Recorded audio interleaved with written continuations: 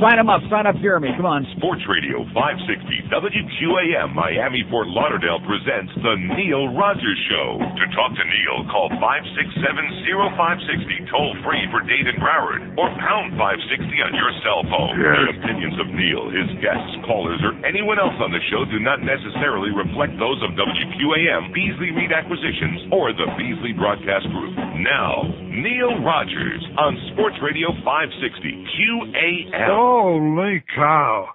Neil Rogers is right. The Cubs suck.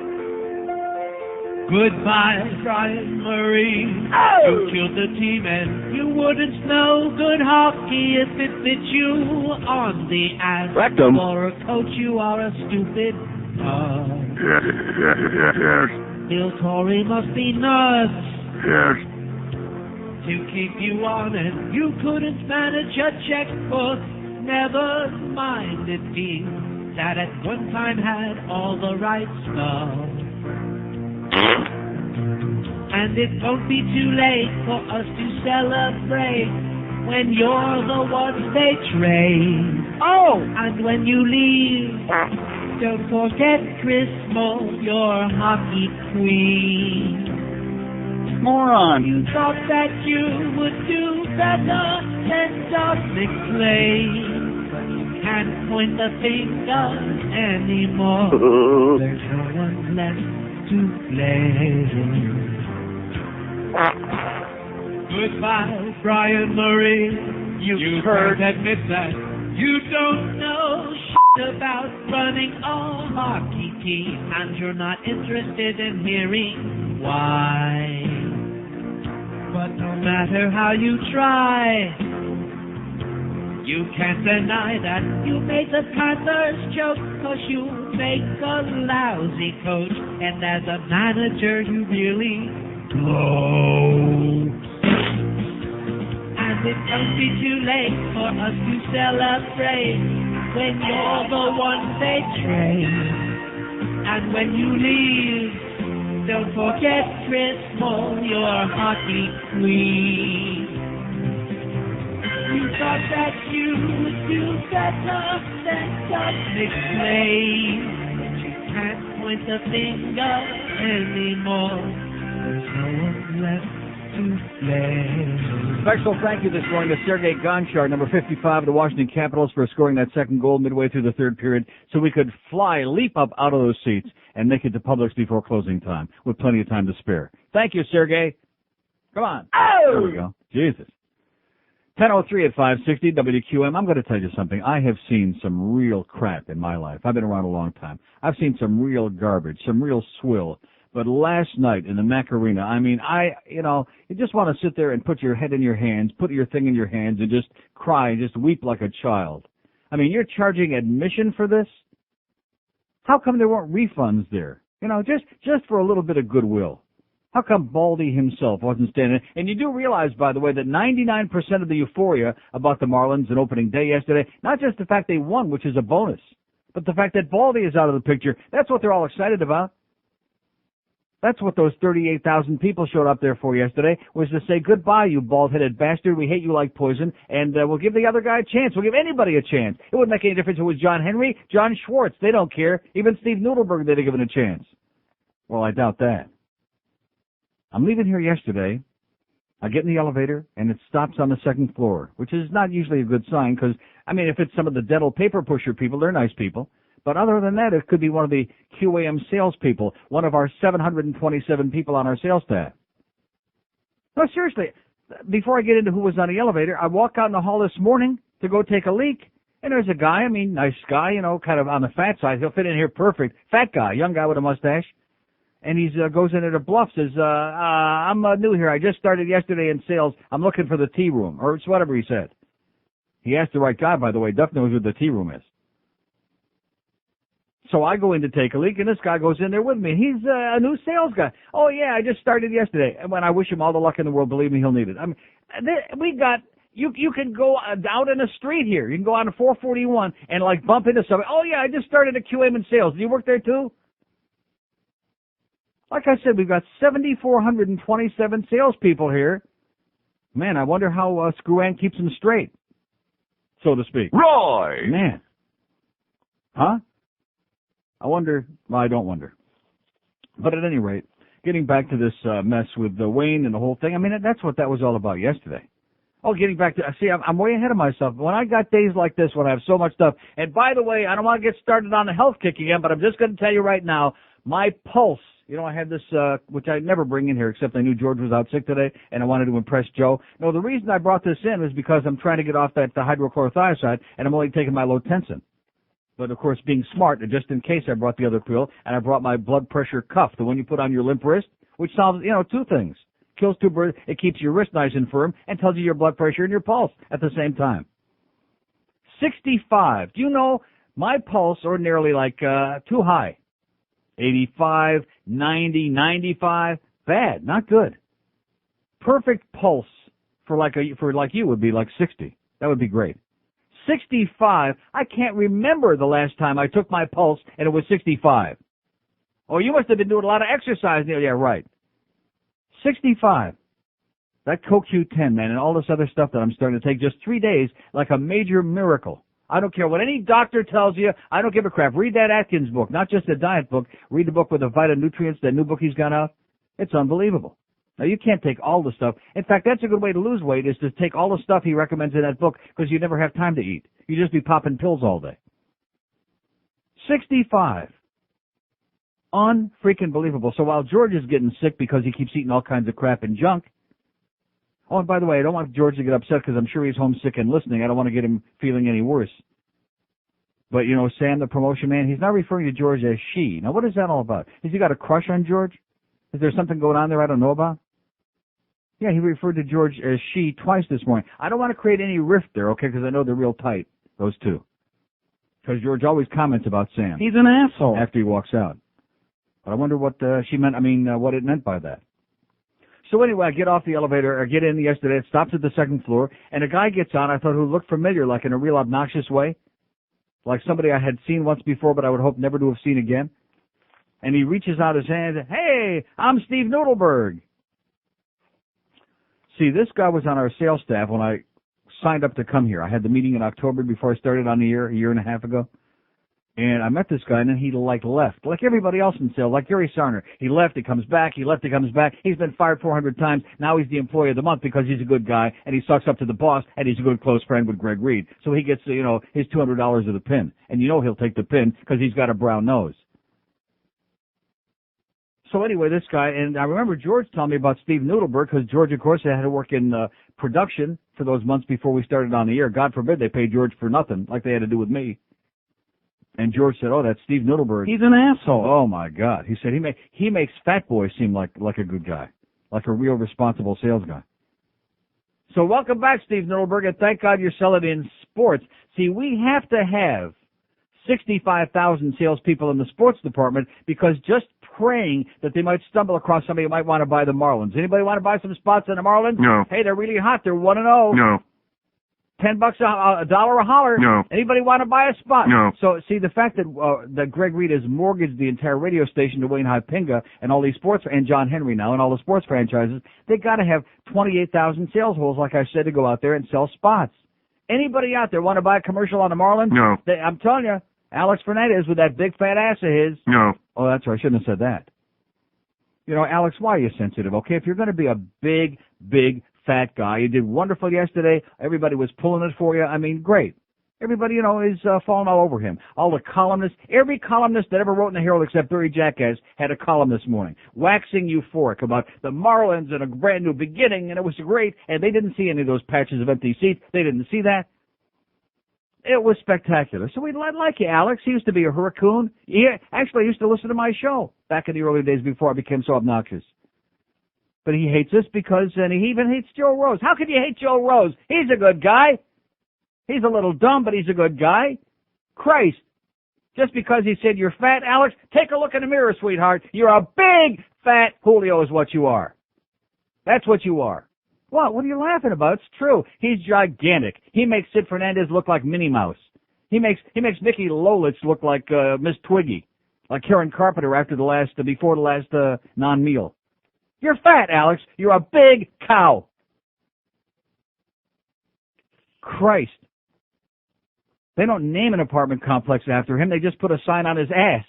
The Alex Fernandez apartment complex. That's how big it is. You're fat. And you're getting, see, I've been fat all my life. If I was skinny, then it would be bad making fun of a guy that's fat. Don't be uptight about being fat. You're great. We're hoping you win. Can Alex win 40 games this year? Yeah. There you go. Sure, that's why he gets all that energy, because he's big and fat. Holy Mackinac! This is Joe Bowen, the voice of the Toronto Maple Leafs, and you're listening to the Hockey Authority, Neil Gott. E-R-E-C-T-I-O-N. Oh! It's erection time! I'm gonna kick off my shoes, strip off my dress. It makes me wet when I see you get All right. a big erection. Oh! That's too big for my mouth.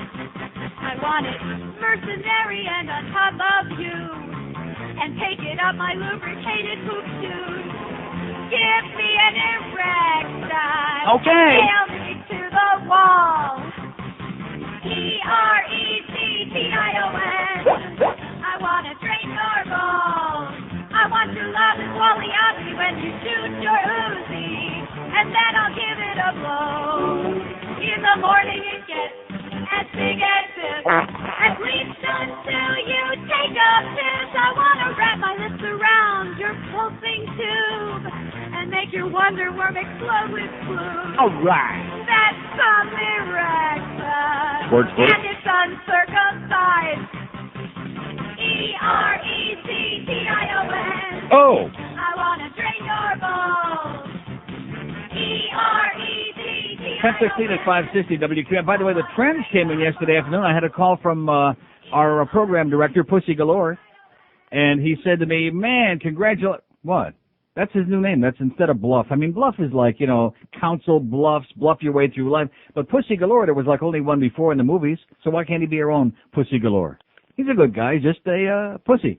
So anyway, he calls me up to tell me the Trends came in yesterday. Nice job, Neil. We went through the roof. Oh! Wait till I give you these numbers, man. We're kicking some serious ass in spite of some of the sports nerds around this place who think that everything revolves around. See, the problem with this place is the expense in this place revolves around the sports. That's the problem. That's why Joe Costello in there has to work with that show, that silly racing show on Saturday morning, works 6 days a week instead of 5, because he's trying to eke out a living at $4 an hour. That's why those little prepubescent voices are on the air here, because they can't afford, like real broadcasters, 24 hours a day. Oh, and speaking of that voice, by the way, Tom Denenberg was at the hockey game last night. God, have I got so much stuff here today. He's still the world's biggest asshole. Good guy, though, Tom. Denenberg. Okay, my book, Tom. Tom Denenberg. Yeah, how come we got all the losers we bring in here, but a good guy like Tom Denenberg we don't bring to work here? He's probably too smart to come over here. But anyway, he's talking about, we're talking about radio and about this station and he says, geez, nobody can believe that Geldy is on the air, that voice. He said, how can that be on the air? I said, you know something, Tom? Even your voice. And Tom's got a high, twerpy, voice. I said, even you sound better than Geldy. So this morning, Joe Costello's sitting in there and he asked me, I don't want to embarrass you, but I mean, how could you possibly believe that? He says, would you give me an honest answer if I asked you a question? And I said, sure, unless it's about your nose. And he says, do I really sound anything like Geldy? And I went, no. Like Geldy? There's only one Geldy. Huh? I mean, are you out of your mind? Do you have some kind of inferiority complex? How could you think that about yourself? In fact, I asked Geldy how you sound on the air. I said, how's Joe Costello doing with that Saturday show? And he said, hey, that's a good-looking guy. Yeah. Which I thought was kind of strange. It was almost like Sam calling George Shee. There's some real strange stuff going on in this place. I would say it's kind of like bubbling under the surface, but it's not under. It's like above the surface is what it is. It's not under the surface at all. It's bubbling over. And I'm sitting here. I keep taking, like neurotic, my blood pressure, and which I don't do. I only do it like 3 times a day ordinarily, but I haven't taken that other damn drug. And it's like, like about 130 something over 84, which isn't anywhere near as low as it usually is. And I'm thinking to myself, why do I have to be neurotic about having excessively low blood pressure? Why not just work my way off these drugs? Huh? My blood pressure doesn't have to be like 100 over 60 to keep me happy during the I'm feeling pretty good right now. I feel like I'm working my way out all these illnesses, these iatrogenic illnesses caused by certain doctors, okay? Not Dr. Mark, he's the good guy, okay? Seriously, I feel like I'm working my way back to a chance at living. more than another 5 or 10 weeks. All this crap that I've had to endure. So who needs to have, like, neurotically low blood pressures? You do become neurotic about those things. Anyway, getting back to that great game last night. I mean, how could you charge people $57 for the lower bowl? I heard all that crap this morning. I heard a lot of the stuff on the worst team. And Geldy's in there sucking ass as usual, a lot of bull crap. Why not pull off the gloves and name names and talk about the guys on this team who've just got to go? Talk about a lot of injuries. I mean, Washington, no Peter Bondra, far and away their best player. No Mark Tenorti.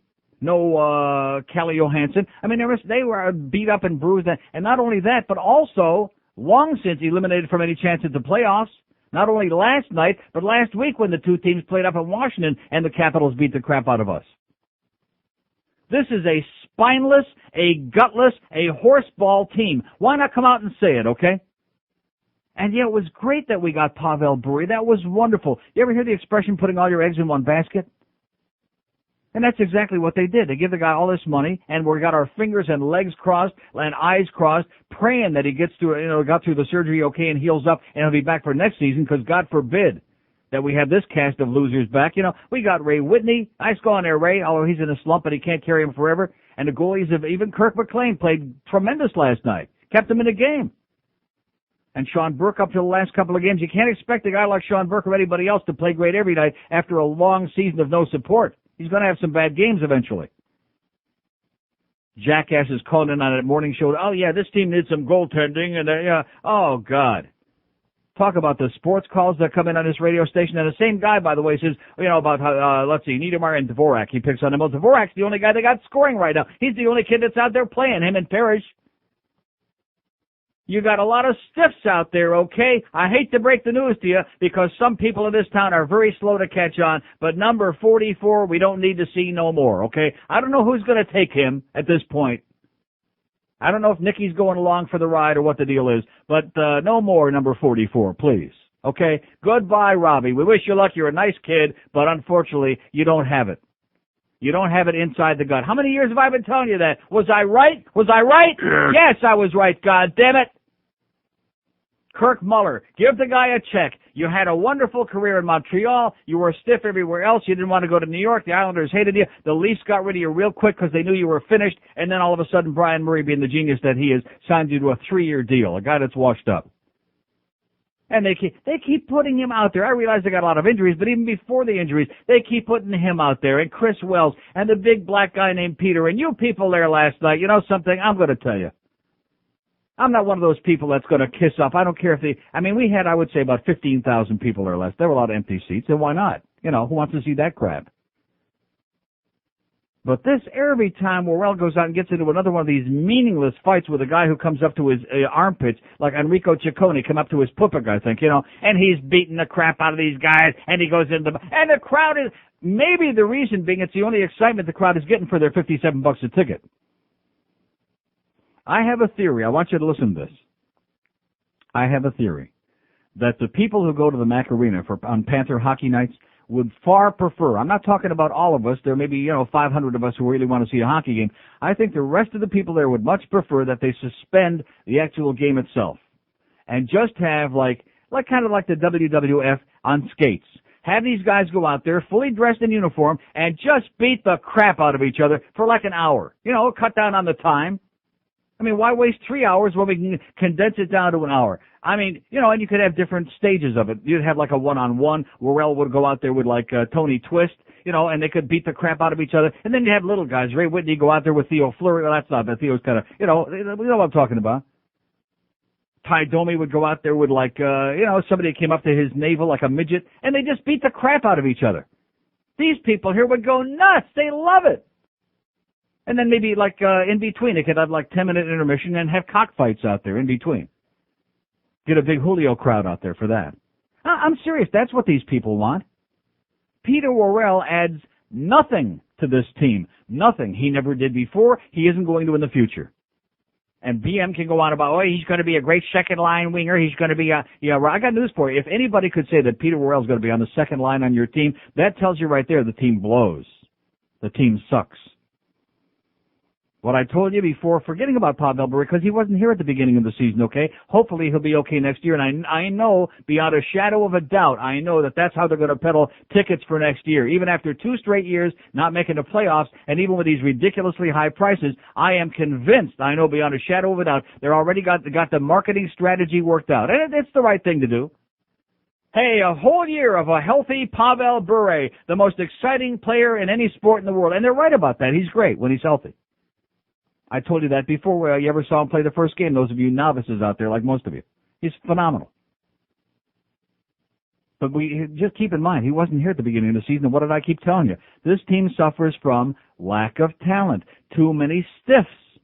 Johan Garpenlov, Kirk Muller, Robbie Niedermeyer. There are too many guys out there that can't cut the mustard. Chris Wells. I mean, there's just, how can a team, you dress 18 guys and 2 goals, you dress 20 guys, okay? 12 forwards, 6 defensemen, 2 goaltenders. How many stiffs among those 20 people can you have? Do you follow what I'm saying? To be competitive. I mean, forget about this horse crap they're talking this morning. Oh, Stanley Cup, do we want... you hope to be competitive, so you make the playoffs, and then maybe you get hot like they did 3 years ago, and you can be real competitive in the playoffs. Nobody knows.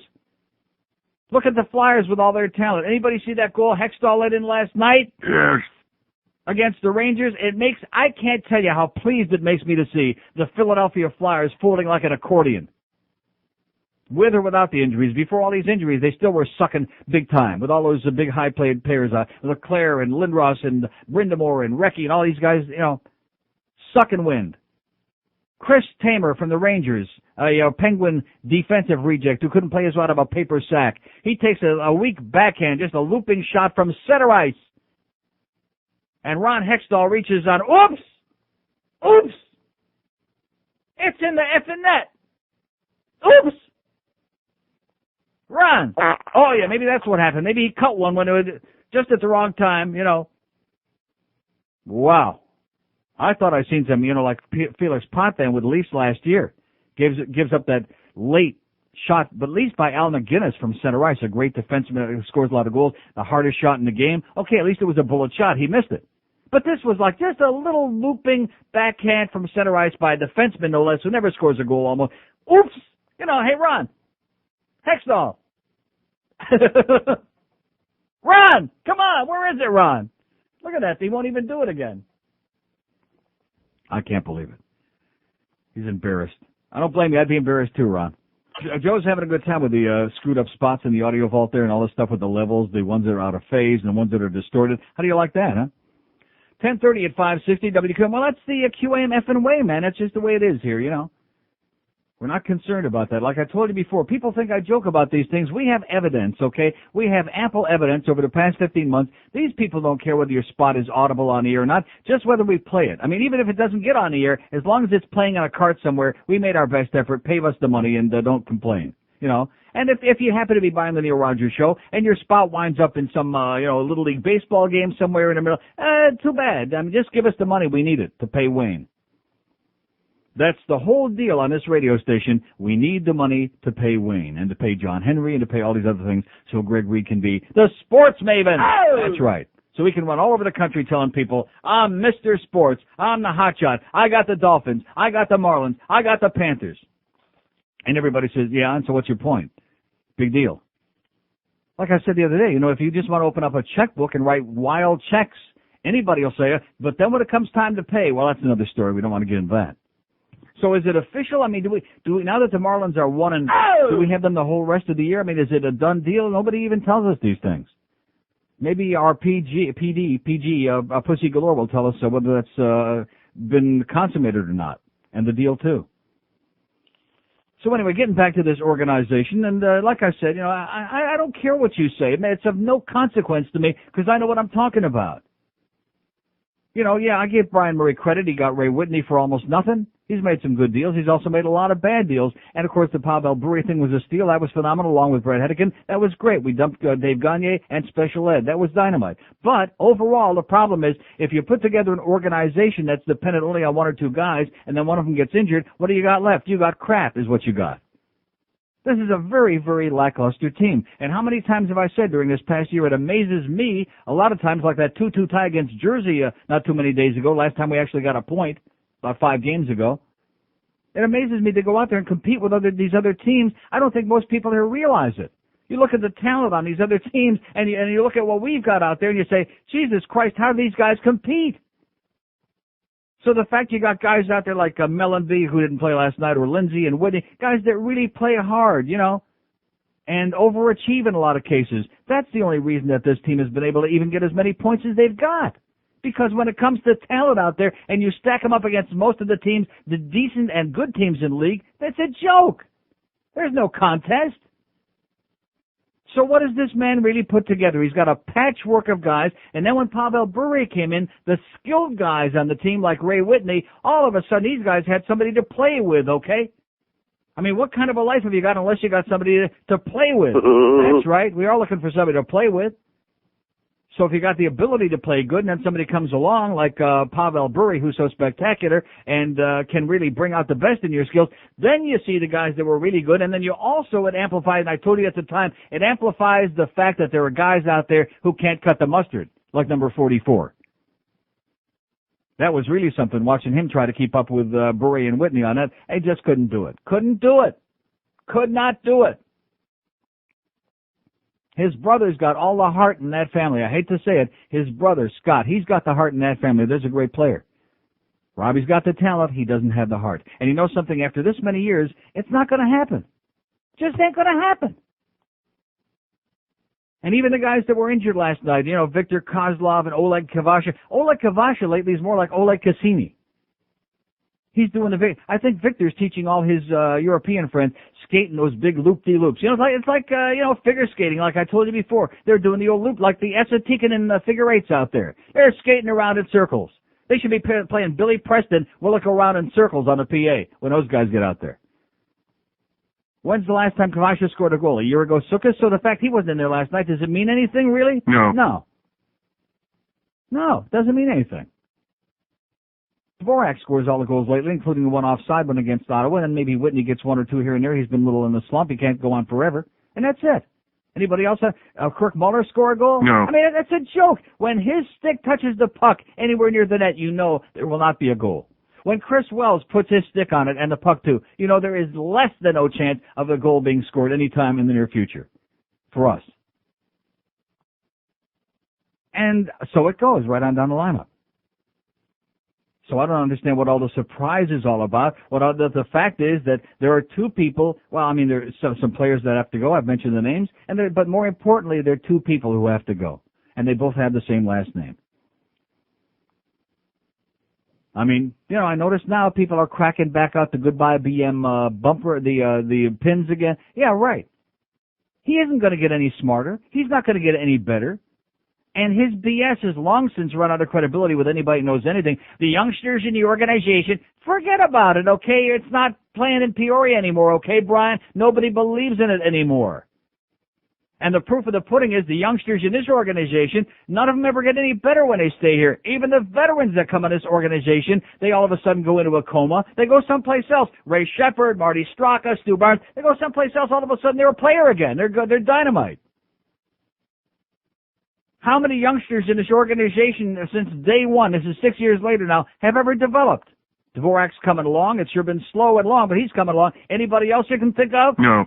I mean, Mark Parrish, but he's already got the talent. It's not that they developed anything there. He's a hell of a player. They get to a certain point, and then it just stops. Because development of the young talent in this organization basically is non-existent. And going out there and getting the veteran guys, the guys who are like a Bill Guerin or Steve Thomas, getting guys like that doesn't happen on this team. They go out and sign guys like Kirk Muller, who are long since washed up, to 3-year deals for over $2 million a year. Mistake after mistake after mistake. It's time to say goodbye, wipe the slate clean, and bring in some real hockey people here that are going to build a real winning organization. And not just keep trying to peddle BS, because the guys that are writing about it in the newspapers are a bunch of schmucks and will basically put anything in there that they tell them to put in there. And basically because the fans here don't know a hockey puck from a Linder's bagel, and therefore they'll suck up any crap they put out there, including the big black guy named Peter. Oh, he's a player. He's going to be our second line right winger. You're right. I believe you. Yeah. Like I said, this guy at best, is on the fourth line on any team. If he's good enough to stay in the league, he's on the fourth line, the checking line, the goon line. Yeah, the equivalent of like the Ty Domi, Chris King line that the Leafs have got. That's the fourth line. And by the way, Ty Domi even got 8 goals. And the Leafs can, is a skilled player in many ways, has worked to become more than just a little goon. That's with a G. Oh, and by the way, speaking of that, I want to salute Sean Ebron. We had that young lady call in yesterday about the national anthem thing. Sean Ebron, he's the dark-complected guy that sings the national anthem once in a while. Did you ever see him? He's good. He's really, and nice earring too, Sean. Yeah, he's a dark-complected, skin-headed guy, and he's got a nice earring, and he sings it great, and he doesn't drag it out, and it doesn't take forever, and he's nice. I like Aaron Burgell, but evidently he must have got in an argument with Wayne or something. He's in the family, something like that, huh? Maybe he got his nose out of joint. I don't know what the deal was. But Aaron Burgell is great. But these people are so fickle here. Yeah, well, we like the one with the big boobs, and we like the one with and the great ass. Okay. I mean, you want a great ass, go out and watch next time Alex Fernandez pitches. I mean, you talk about a big ass. I don't want to dwell on that too much today. But as long as he's already not going to come on the sports shows on this station anyway, because he's I mean, how can you have a fragile ego when you're big and fat like that? That would be like Fat Boy opening up the door saying, how dare you call me fat, Just because I'm, stealing Snickers bars from the Power 96 salespeople's desk, how could you call me fat? As he waddled down the hallway with his walker and his cane. Huh? You're laughing. He had to have a hip replaced at IOD.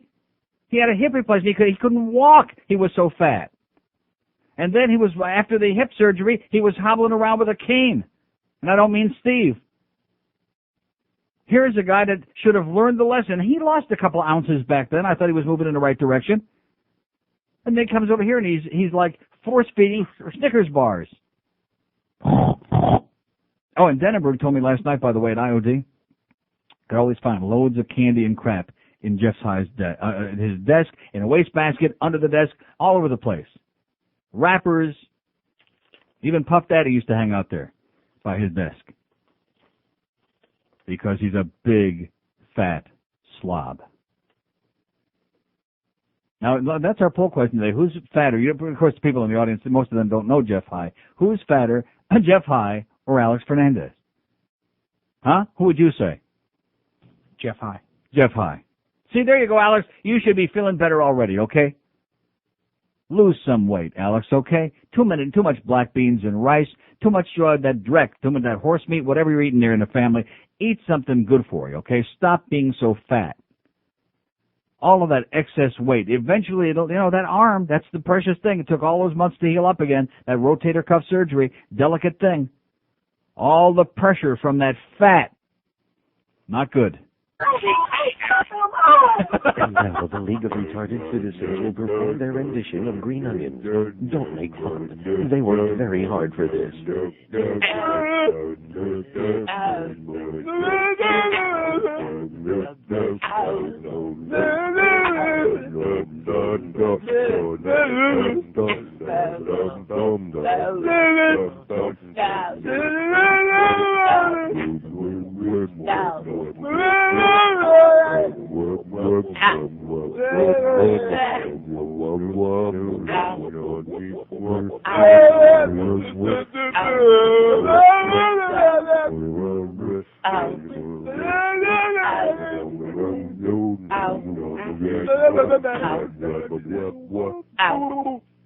All right. 1045 and 560 WQAM. Don't let me forget these numbers, these trends. We did great. Oh!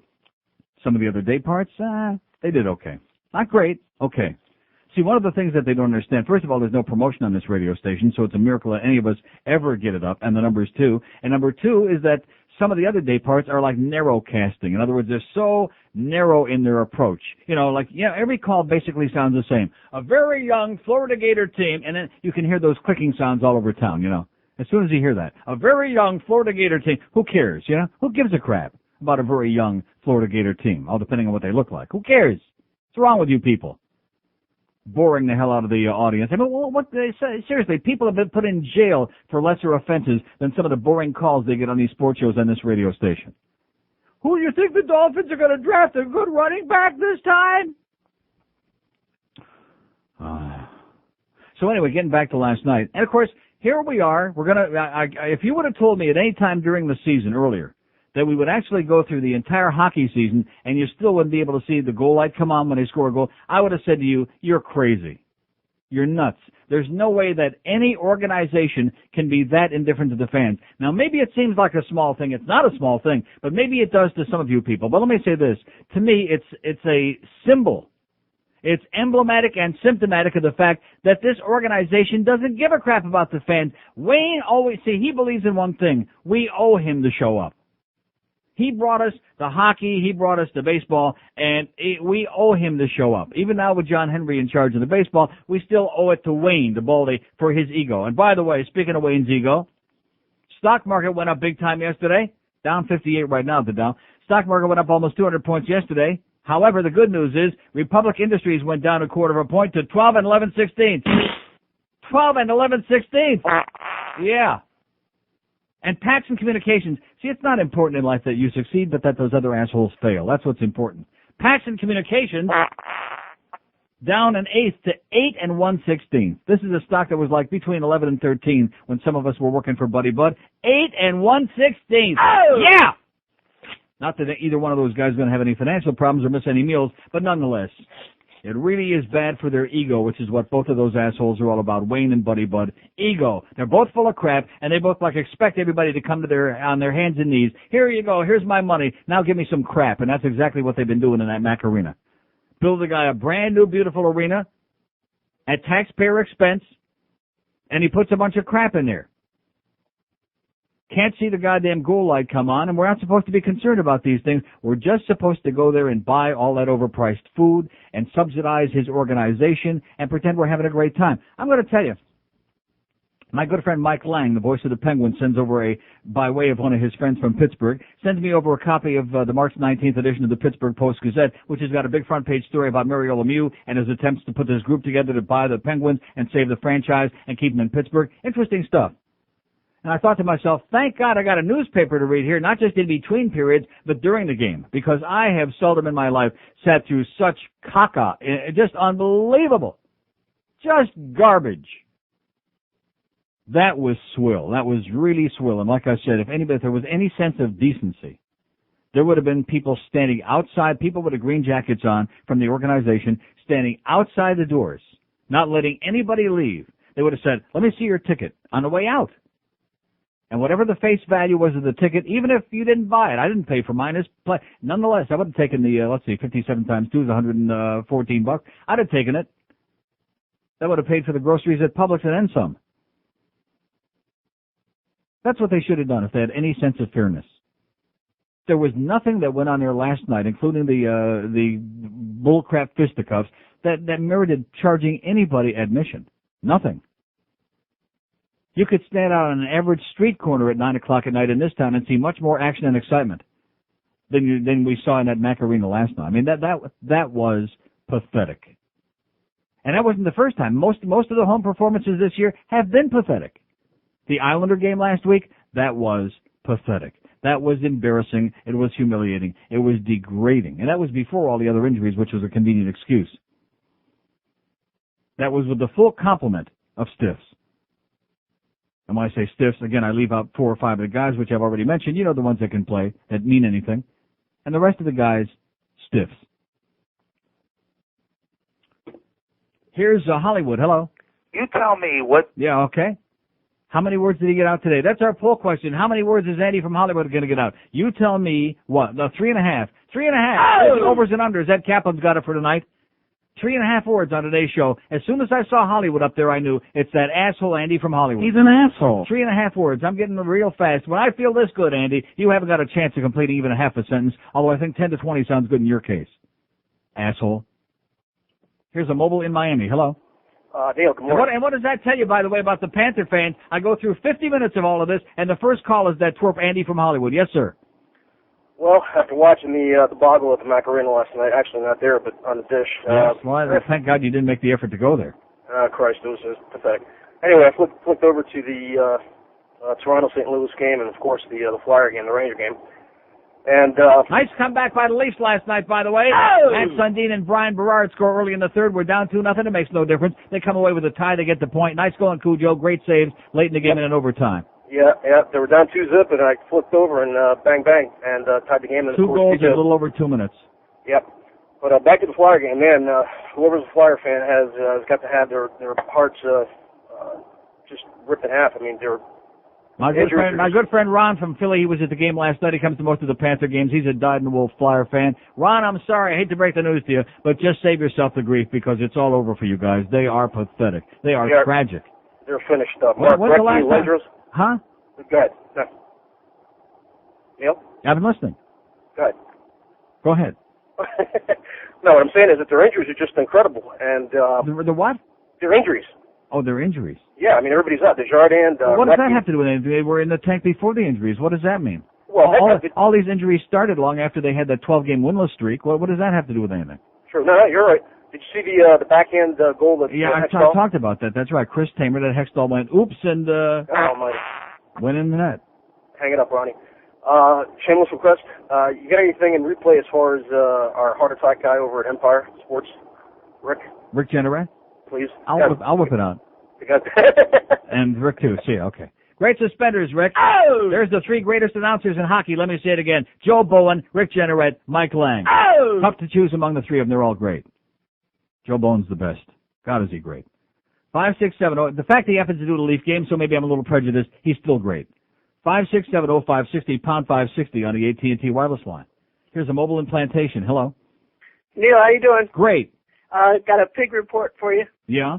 Broward Boulevard between University and 441 heading east.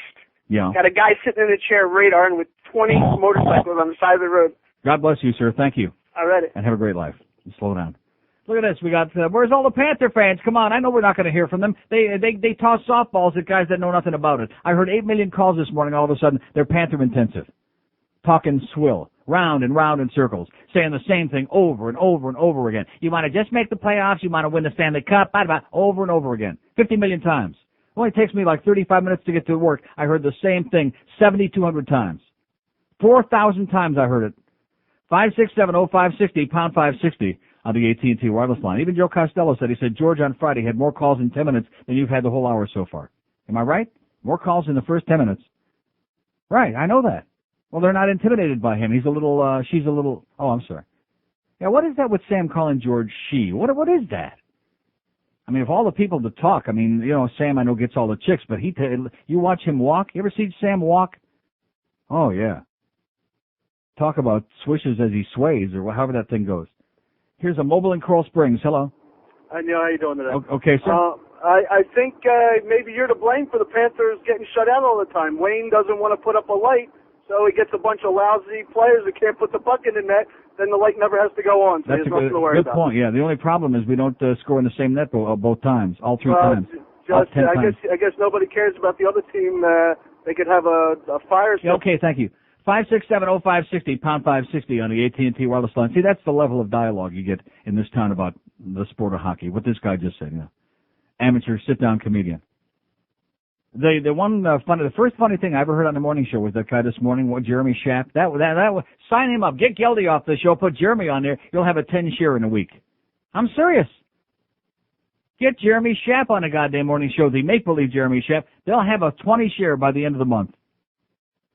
Get that little BDS twerp off of there immediately, if not sooner. God. I'm still, in fact, I'm going to come in one day and I'm going to start scouring around up here on the 3rd floor and find who's got what pictures. There must be enough pictures on here to start a photo gallery. All over on this 3rd floor. Here's Key West. Hello. Key West. Going once. Okay, how about a mobile in Miami? Hello. Hey, Neil, what's going on? How you doing, sir? Oh, doing pretty good. Well, I'm a masochist, Neil, and I went to see the Ranger game. You remember that one a couple weeks back? Yes, the 2-1 loss, yeah. Yeah, and, you know, I had never been to a hockey game before, not at least with the Panthers, and I paid a whole bunch of money. I went to see the game, and I know that that we had a lot of shots on goal, and Richter played, you know, pretty good and everything, but what I noticed in the whole game, other than the fact that, again, the game was pretty terminal, was that it was really frustrating because even though They had a lot of shots on goal. Every time they had a really good opportunity to score, the passes would go right by the sticks, or the passes were just behind the players. And the only one time they had any kind of a good pass to a player was Boyle, where he scored the goal in the third period. I thought I was going to go through the whole game without seeing the Panthers score a goal. That would have been really horrible. Well, they've only been shut out 10 times this year. They've played 76 games, so you do the math. Every 7.6 games they get shut out. Well, and to make it even worse, the next time they played on TV, I was watching. No, actually, it was on the radio. I was listening to the pregame show, and I heard Terry Murray talk about that game, how he was so happy with the play. And he was so thrilled that they had played so hard and so well. And I'm saying, what are you talking about? They played like crap. Man is a stiff. You watch him behind the bench. The Colorado game, when his team is folding like an accordion in the third period and blows a 5-0 lead, he doesn't even call a timeout. He just stands there with his arms folded, watching Rome crumble around him there. And he acts impotent. He acts like he's just clueless. And I don't see this man doing anything that even resembles coaching, to be honest with you, other than if a guy shows up late for practice, he sits him out like a kindergarten teacher. I don't see anything. These two guys, the Murrays, must go. They must go. One last thing, which was really hilarious. I heard Rimmer the other day. They were playing. I forget which team it was, but it was on TV. And they stunk. Yeah. Peter Worrell gets into some fight with some guy, and he's in the penalty box. And this was hilarious. And they were trying to figure out Zimmer, and the other guy was trying to figure out Zimmer. Yeah. They were trying to figure out which is the number of the player of the opposite team that committed the infraction. Mm-hmm. And so in the middle of it, they have on the TV pictured Peter Worrell in the penalty box, and Rimmer says, I think it was number 8, right? But I heard on the TV, which cracked me up, because I think it was an ape. They stunk. Okay, thank you, sir. Great. Okay. Trace that call. Oh, trace that call and suspend this guy 3 games. 5670560, pound 560 on the AT&T wireless line, 1057 at QAM. This is 560 QAM. WQAM, Miami, Fort Lauderdale. It's a lie. I am not a Nazi.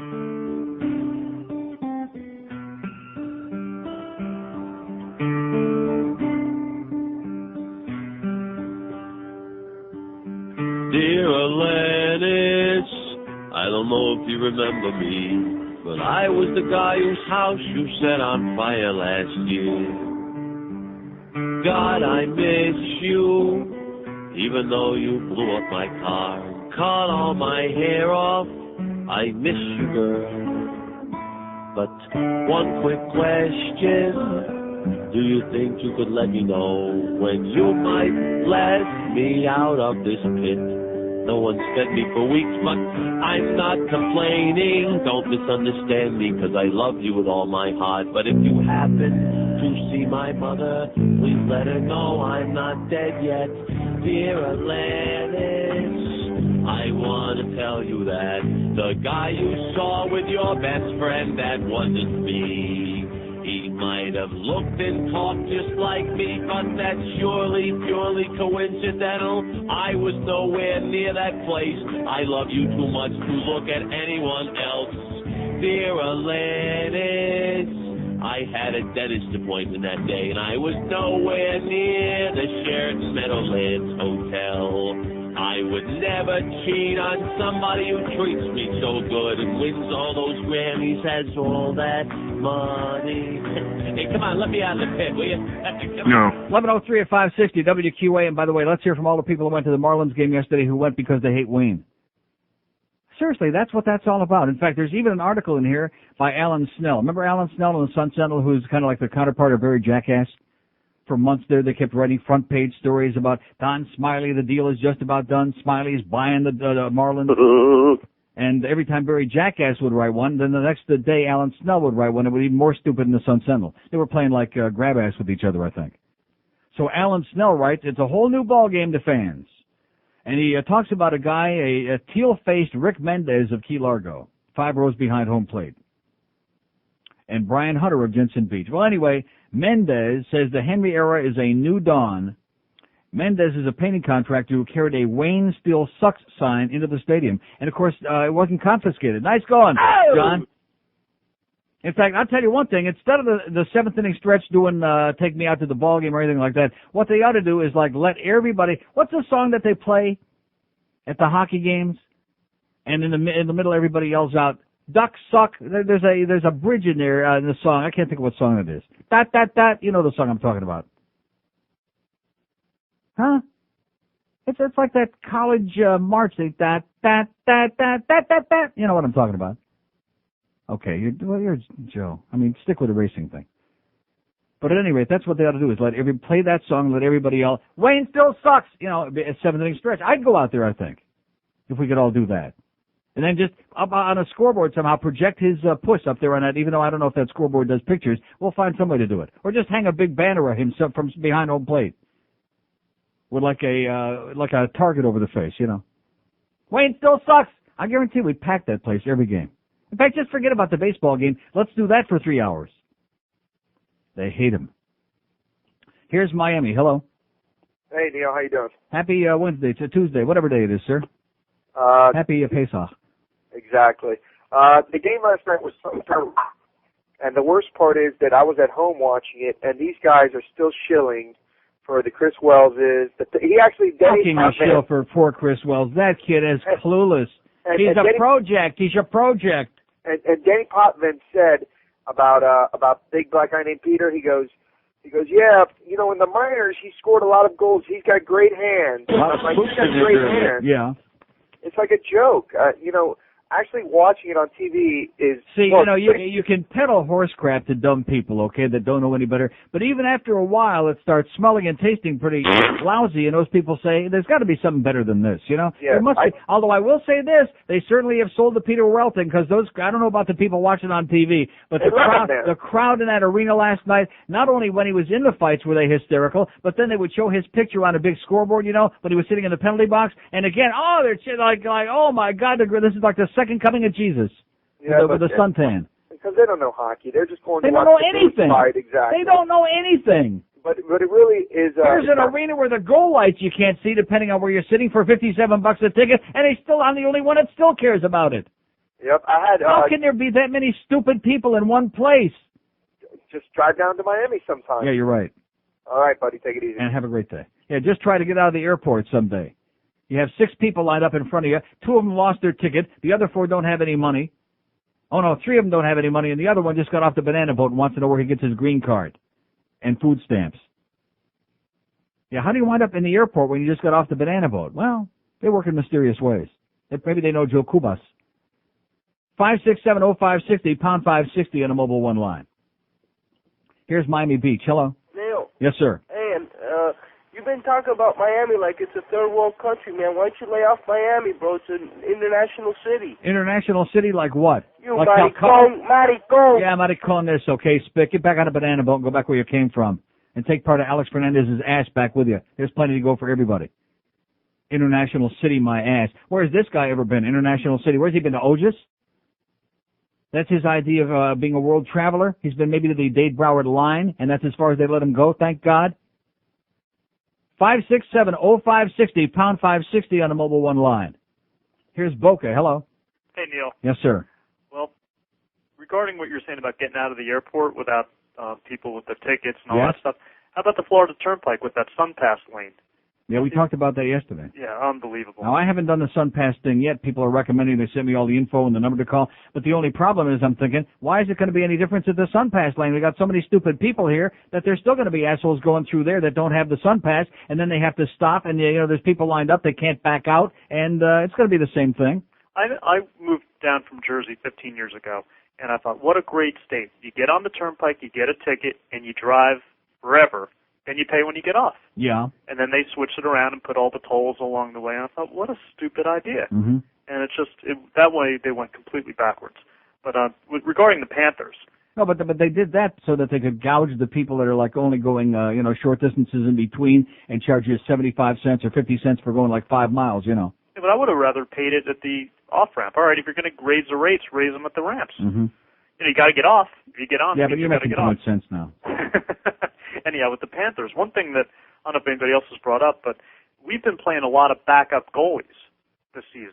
Right. And that's what's made it even worse that they're not scoring goals. We're not playing the ace guys. They all don't the game. have people that can put the biscuit in the basket. That's the problem with this team. They got Ray Whitney, and then they got, you look at the stats, and Niedermeyer and Kozlov and those guys, but those statistics for the other guys are very distorted because they get this enormous amount of ice time. And other than that, and Mark Parrish, other than that, who else scores goals on this team? Whitney. No, but I mentioned him, but other than those four people, who can score goals? Nobody. Like you said, not even. You're going to be a contending team. You look at my Maple Leafs, who are the highest scoring team in the league. They've got 9 legitimate goal scorers on that team. Count them, 9 legitimate. They got 5 guys over 20 goals, which is more than anybody in the league. They got 2 guys going to wind up with over 30 goals, Sunday and Berezin. You can't have just 1 or 2 guys and expect them to carry the whole load. It doesn't work. You're 100% Just like the Penguins. The Penguins have had a good season. They're an exciting team. But Jágr and Straka score far too high a percentage of their goals. In the playoffs, if you stop either one of those guys, which isn't easy to do, but especially Jágr, but if you stop those guys, they're not going to score any goals. Well, just look what the Panthers did 3 years ago. We stopped them in the playoffs, and same with Boston and Philadelphia. We stopped their top lines, and then they didn't have the backups.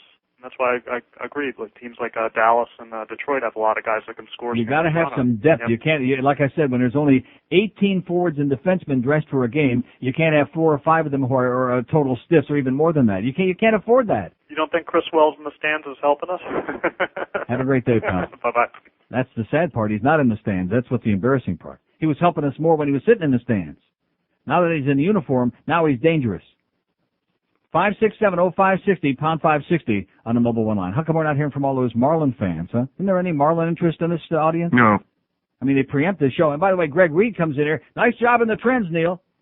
Took his blood pressure with my blood pressure cuff, 138/92. And I said, Oi! For a young guy like you, Greg, not too good. It's not. I mean, 92 is not my idea of a real good bottom number in a blood. What is it? Systolic? How do those go? Do you know what? I don't know. But that's not a good number.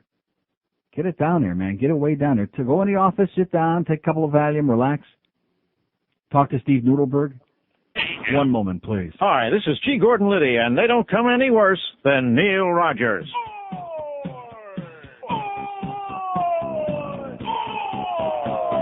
It used to be hot back in the good old days before the old parts came and politicians played Jose.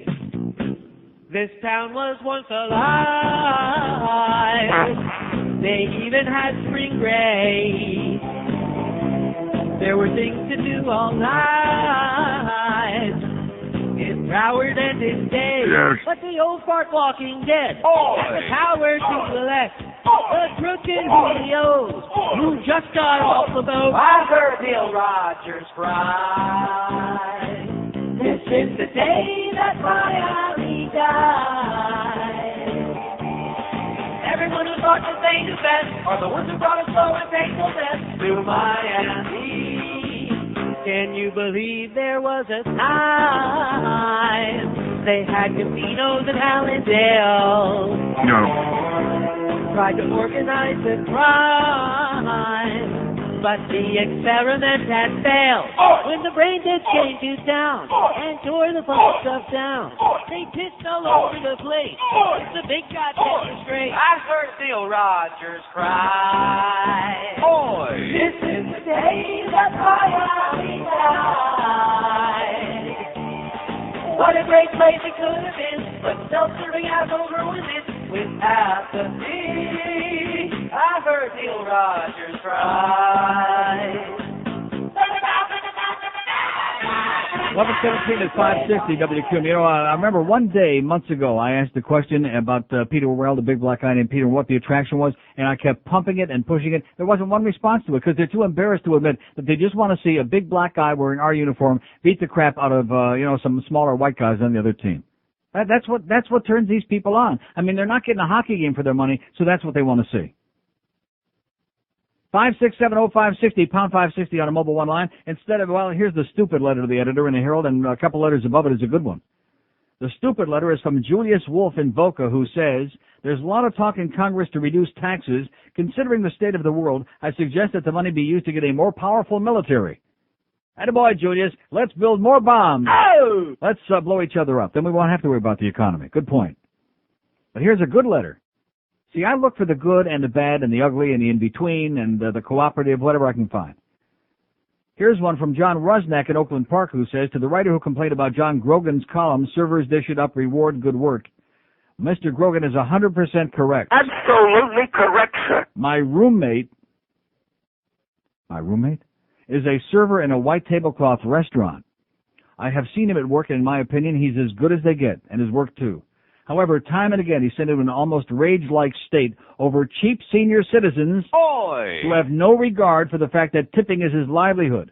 One evening, a couple that had the nerve to come back and ask for $1 back because they had tipped too much. How do you like that? There's the South Florida effing way, baby. Some old, crusty old farts came back, asked for $1 back because they figured it out on their little calculator. They left them too much. And I might add, it says if you can't afford to tip accordingly, you shouldn't go out and subject servers to insult. Stay home. Or better yet, go to a fast food restaurant. Actually, the best solution of all is for restaurant owners to eliminate the early bird. Oh! This would solve 90% of the problem, says John Rusnak in Oakland Park. Great letter, John. Oh! Let's hear it for John Rusnak. Come on. Oh! The best deal is to take the old farts and ship them to Wyoming. That would be a good place. Get them out of here. Old farts, banana boat people. Bring in some living and breathing people who speak English. Now we're talking. Oh! Who want to be a part of the pogrom. That's what we want. Crush the old cheap farts. And then, of course, fitting right in, the frogs come down because, that's a lot of cheap people down there. That's a good place for us. Parlez-vous cheapskate. Parlez-vous disgusting with your crappy Canadian currency. Take it back where you came from, okay? Take it back to Quebec, only they don't want you there either. Here's Boynton Beach. Hello. Hi, Neil. Yes, sir.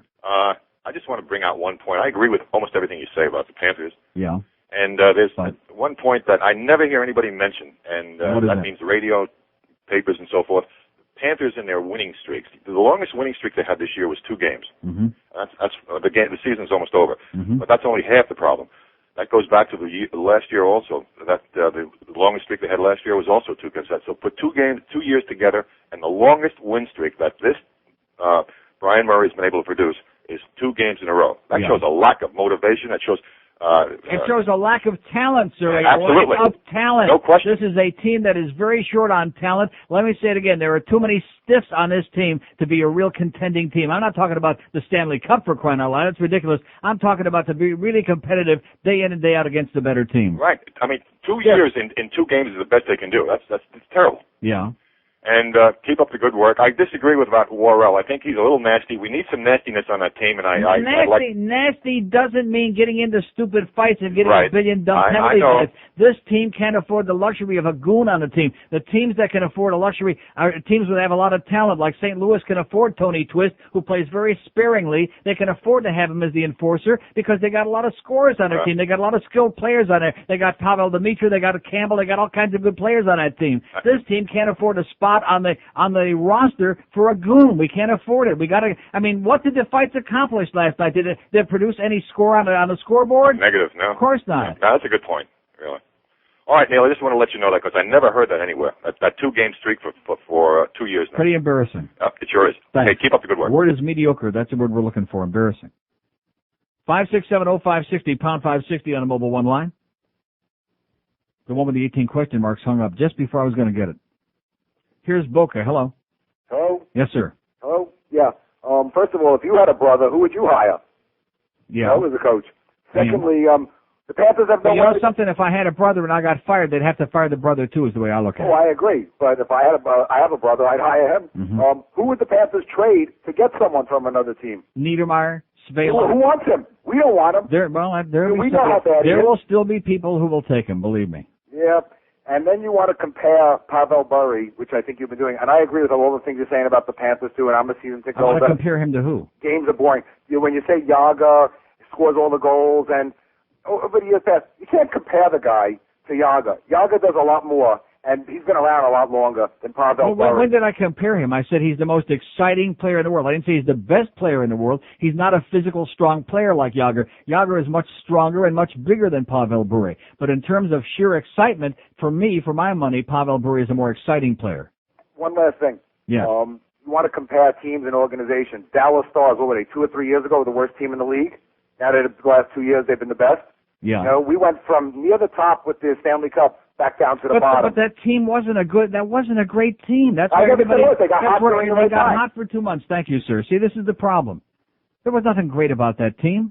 There was great chemistry, whatever you want to call it. They got hot for a couple of months, period.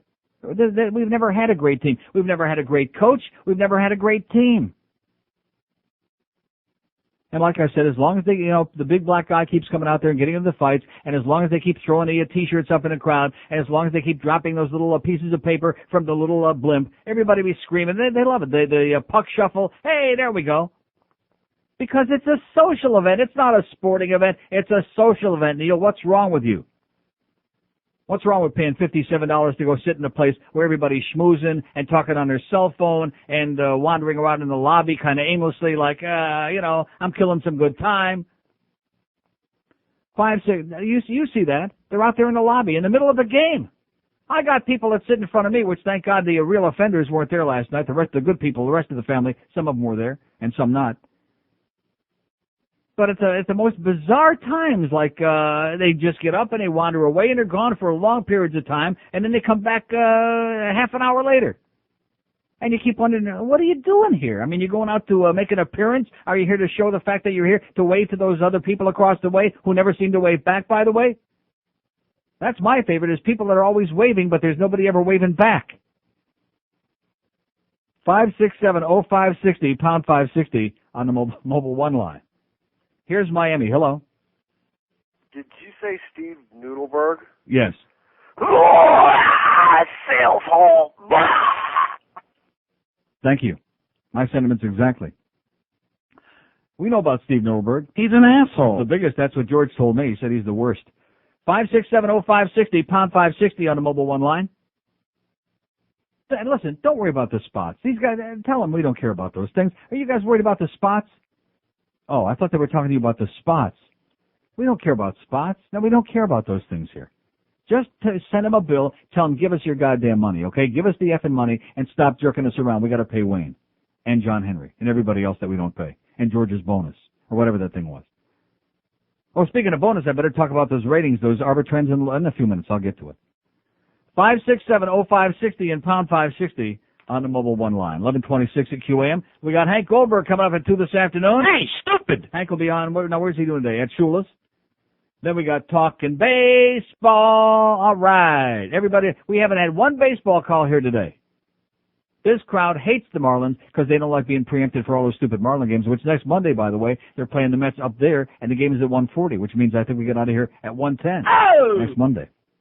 Even with all these high ratings we got. What does that tell you about our priorities? And then what do we got? We got the Mets and the Marlins 6:30 pregame, and that'll be on Ed Kaplan after the game. Game number 2 of the series.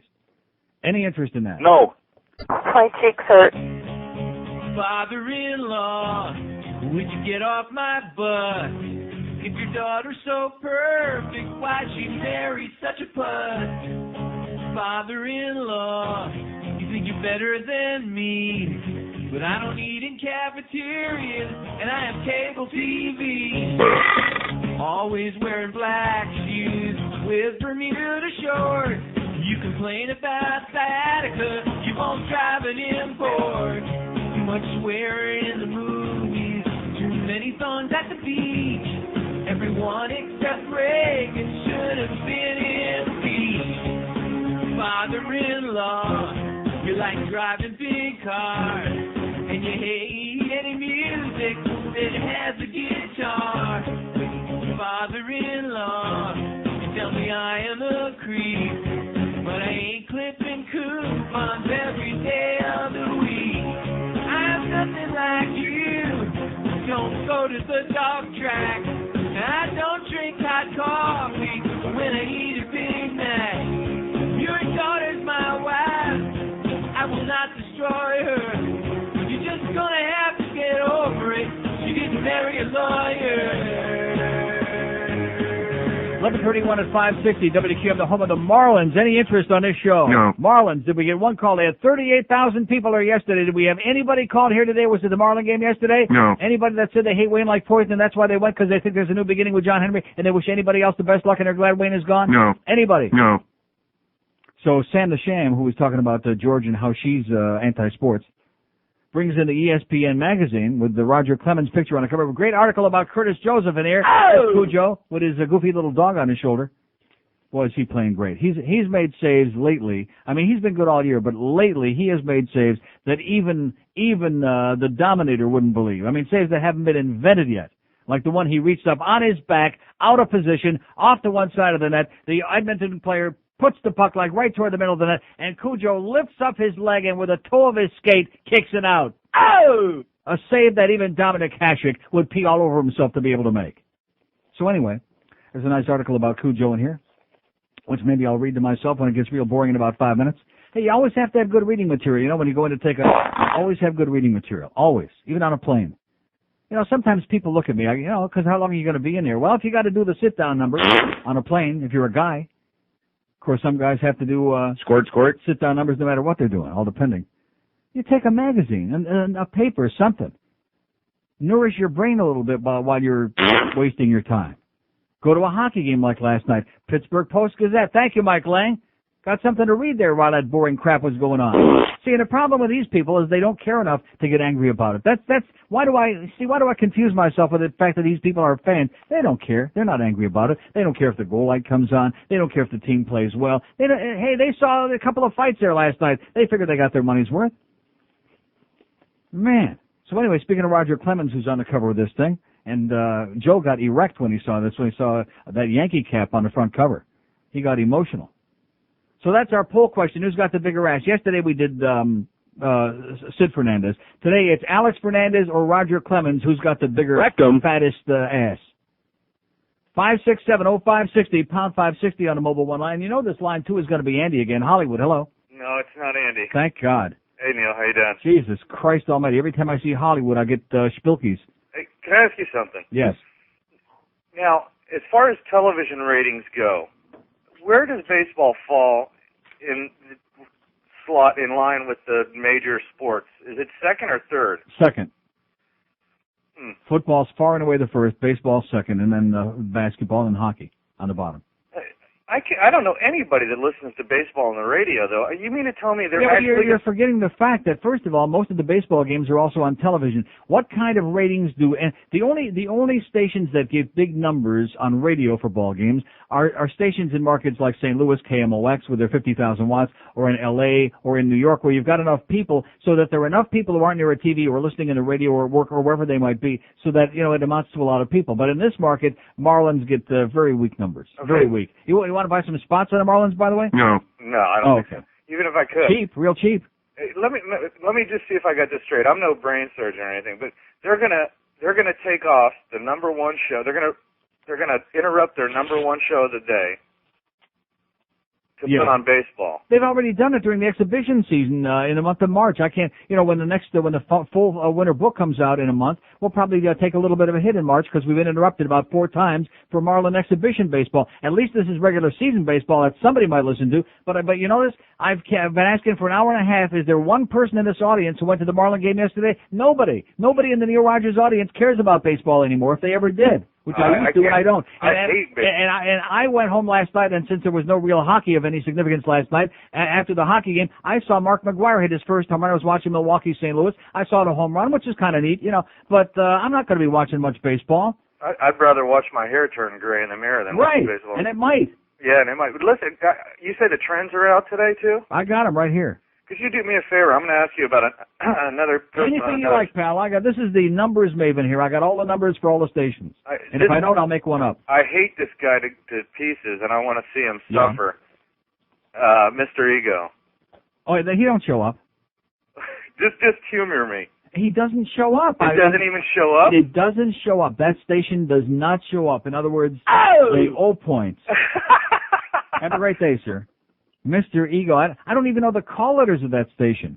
The motivation station or the, I don't even know what it's 1470. I haven't got any idea what the call letters are of that station. Mr. Ego. He's, parlayed a mediocre career, but at least he's making a living. He's knocking out a living. He's doing 72 live spots an hour and making a living for himself. We got to eat. Probably got a lot of trade-outs going over there. Of course, if you want to eat, you better keep Richard Essen out of the studio because he'll eat all the goddamn food that's around. You ought to know that, Steve. 567-0560, pound 560 on the mobile one line. Sometime between now and 2 o'clock, we've got to hear from somebody who was at the Marlin game yesterday. Oh, we got somebody? Here's a mobile in Boynton Beach. Hello. Hello, Neil. You were at the game? I was at the All game. right! Hey! We got one! I was a season ticket holder since the first year. So Right. this year I modified to a 20-game package. Good move, yeah. Yes. But one thing you can say in all fairness, at least the Marlin ticket prices, I see the average ticket price is like $12.50, including all the seats. Very, very low. I mean, way down on the totem pole compared to all these other ripoffs. So you can go see a Marlin game for very cheap, which is, I guess, what it's worth. Right.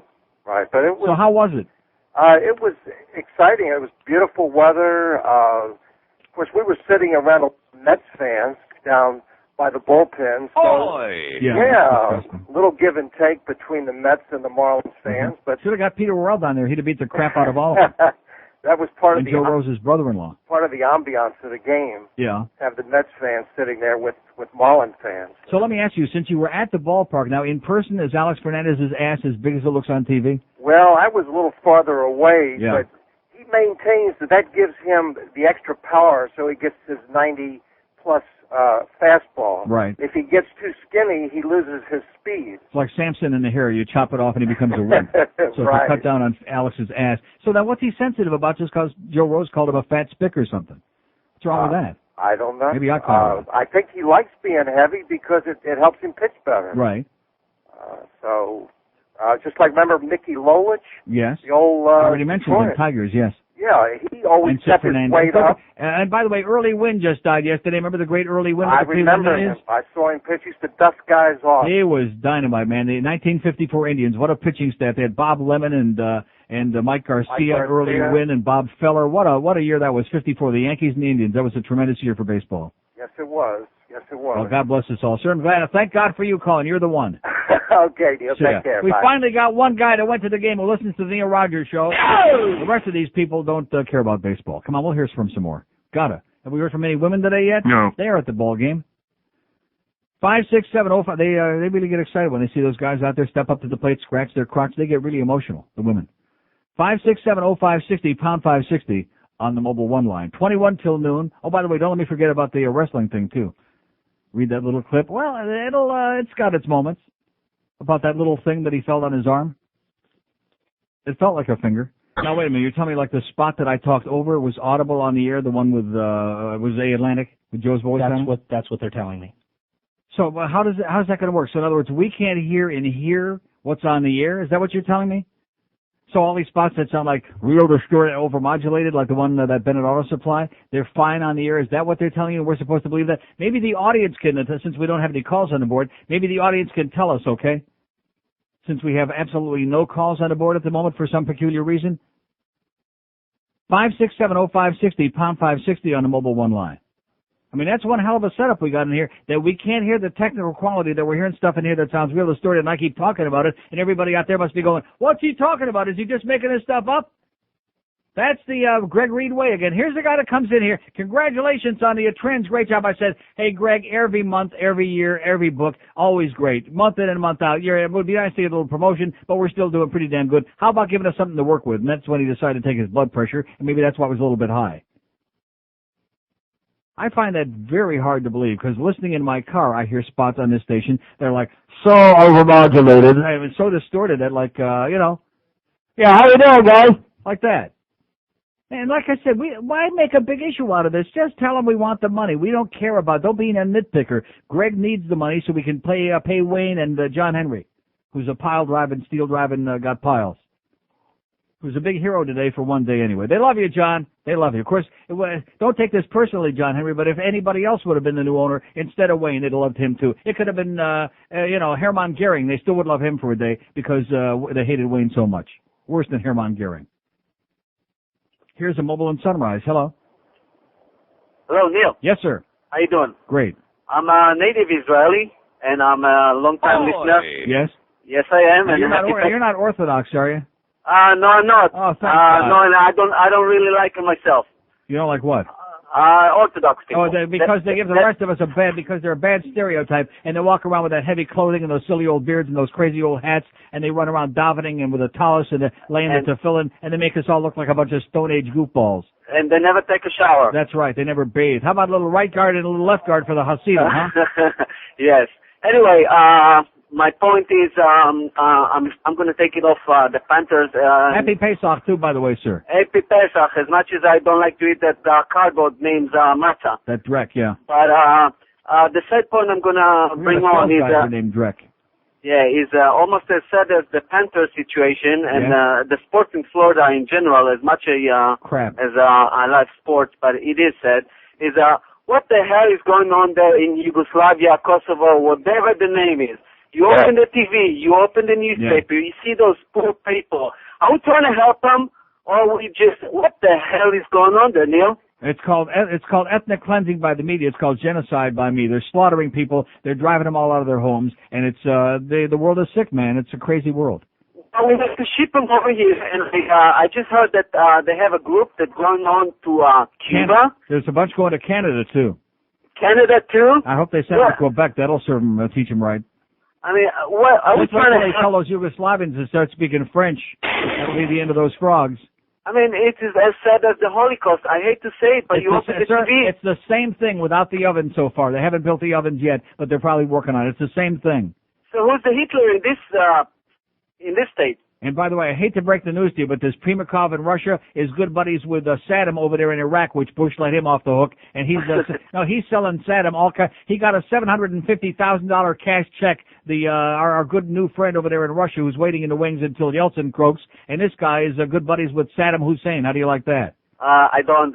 My God, I just hope it's a hopeless world, sir, filled with religion and superstition and hatred and sickness. And God bless us.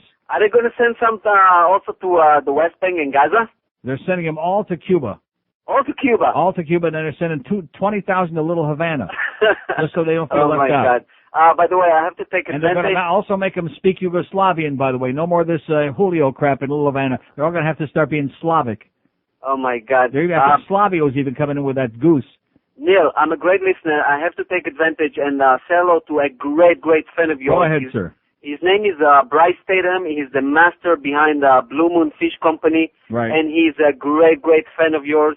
And I have to take advantage of this. And good luck to you and happy Pesach. And Sagazun. We have an open line in day or somewhere. 567-0560, pound 560 on the mobile one line. So what did we ever find out? We ever find out the real story? Friedman says it was on the air, but just very low. And several other callers agree. Right. It was not airable quality. Correct. So we're not just see you people in production back there. You can give us a song and a dance all you want. The fact is that how do you the proof of the pudding? Have you heard that? Which it's not in there anymore. I don't think. The Defoe had a couple of spots that he did, and when they put them in the audio vault, they left the pot open so that it fed back, and it sounded like Defoe was talking through a tin can. You know the ones I'm talking about. I know the ones. Oh well, we just made that up. You guys in production back there, what is wrong with you? Okay. Playing a little bit too much grab ass back there. I'm in production. Like I said, keep the PG out of there. There's too much grab ass going on. Here's Fort Lauderdale. Hello. No, you can't hear the spots on the ear, Neil. Yeah. Goodbye. Okay, thank you. Goodbye. Here's Doral. Hello. Hi, Neil. Yes, sir. Hold on, let me get off the Oh, this guy sounds just like Defoe does on those spots. Hey, you were right about the commercial. It was about 10 levels too low. Yeah, that poor, and that's my great friends Mike, Art, and Jake over there at Atlantic Coast. I'm not going to sit here like a dummy and let that thing go on the air while Joe's out taking a leak in the middle of a spot break. And actually, 2 cans with a string would have sounded better. That's right. Better than that. Even Marconi would have been better. Hey, I have 2 observations that I want to. Go right ahead, sir. Make all you like. First of all, a couple of years ago, or however long ago, when the baseball strike was on, right. I promised myself no more baseball. Right. And I would hope that most of the people would also remember it, but people are very stupid. How about these dummies that go out there, no matter what they dangle in front of them? It doesn't matter, Neil. It makes me sick to my stomach, all these ridiculous salaries, and here's Kevin Brown getting $70 billion a year, and he gets blasted in the start yesterday, which I loved. I hope he never wins another game as long as he lives that obnoxious whore is all he is, and I hate to break the news to Joe in there, but Roger Clemens, that fat ass, I hope the same thing for him. I hope he breaks his arm, the next time he throws a ball. And I hope he does a what was his name? Dave Dravecki.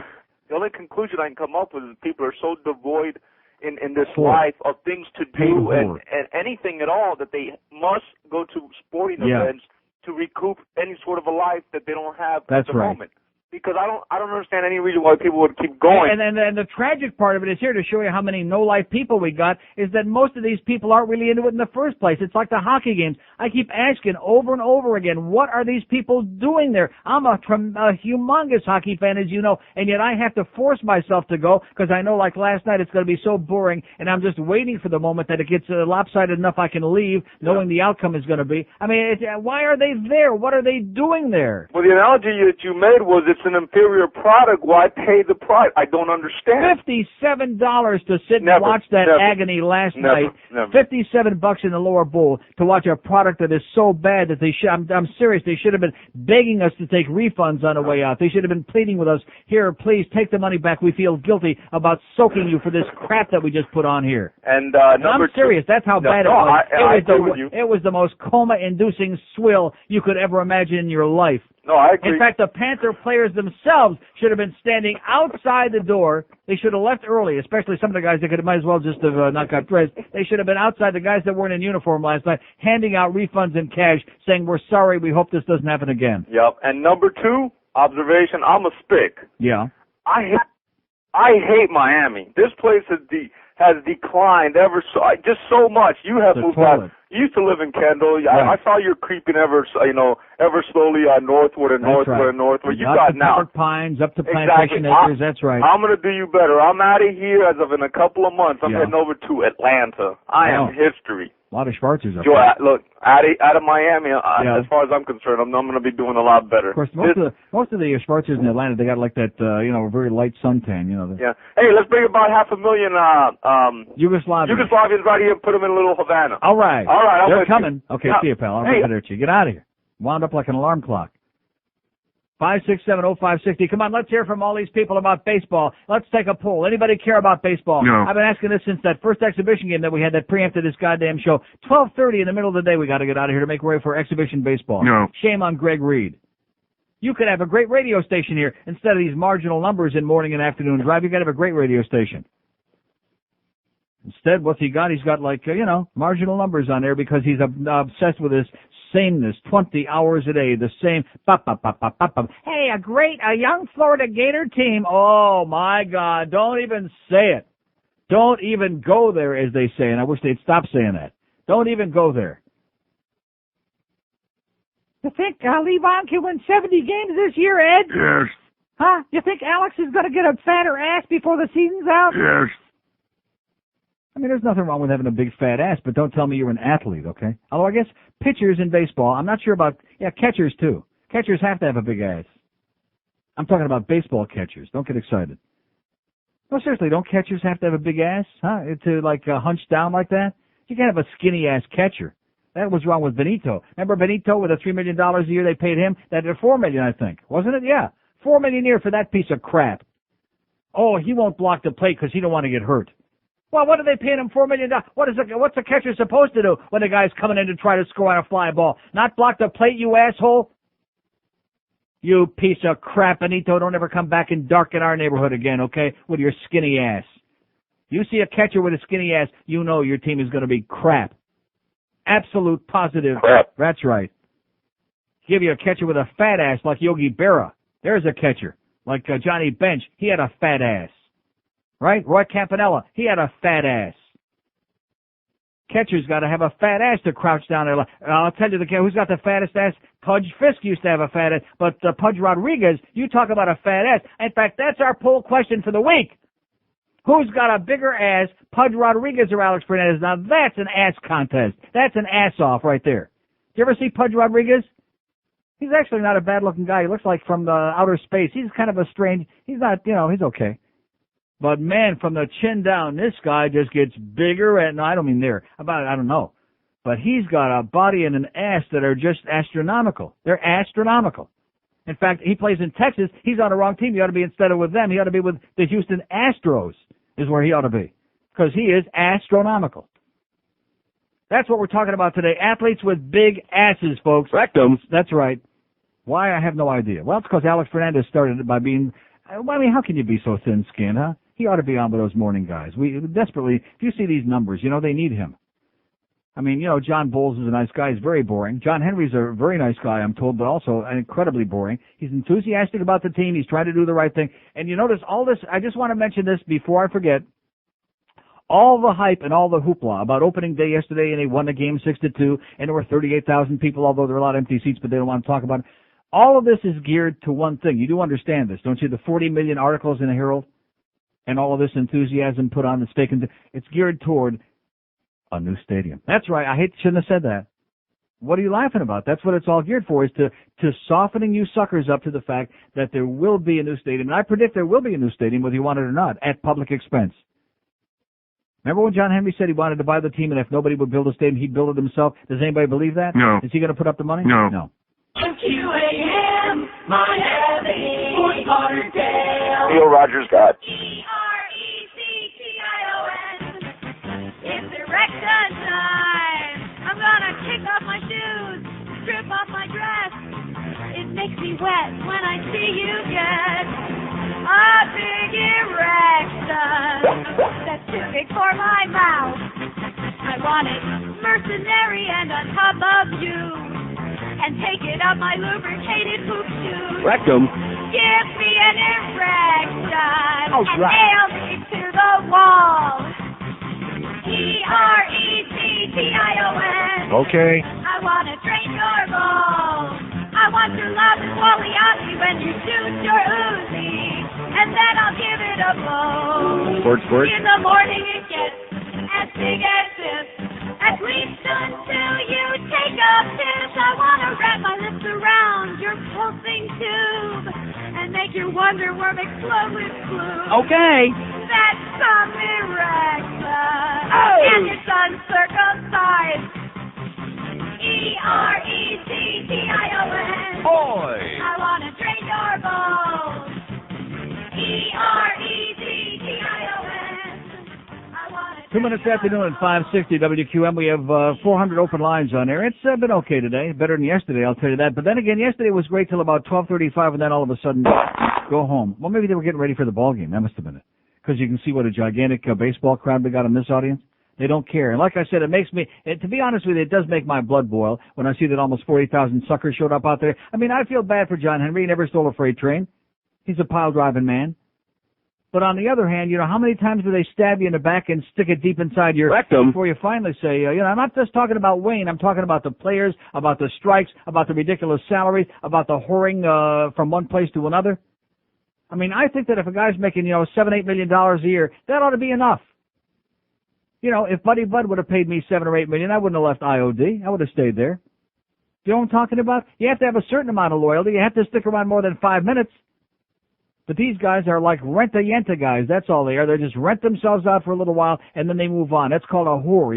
Like the motels where you rent out for 20 minutes or a half an hour. That's what these guys are like. They're paid whores, including that Roger Clemens, who tells them in Toronto, I want to be traded. And then when they didn't want to trade him, they couldn't make the deal because nobody wanted to pay the price. I guess I'll stay here. And they said, no thanks, Roger. Goodbye. We'll bring in another fat guy to replace you, okay, who'll eat up all the same food up here. David Wells. That's our poll question. Who's fatter, Roger Clemens or David Wells? That was a QAM kind of a trade. Fat. In fact, let's start trading salespeople. We'll trade Jeff High. Huh? What other fat salespeople? Maybe that's the deal. This new fat guy that started this morning with a mustache that was taking a leak with me out there. I mean, in the same time. We do have a divider there in the, thank God. Oh, and by the way, one of our guys left his can of Lysol on the counter. Hey, stupid! Well, they want to make sure they spray before they sit down in there, now that I'm over here. Here's a Homestead. Hello. Hello, Neil. Yes, sir. Yeah, I was at the game yesterday. All right, here's number 2. Oh! And how was it? To be honest with you, I enjoyed it because they beat the tar out of a New York team. Yeah. And among other things, but it's nice to be out there. But unlike you... Yeah, it's only April. We don't have mosquitoes yet, and it's not hot and humid. It's not 100 in the shade yet. Oh, exactly. No, I don't have 20 rain delays yet. But we do have similarities. Yeah. We both are backing teams that aren't going anywhere. Right.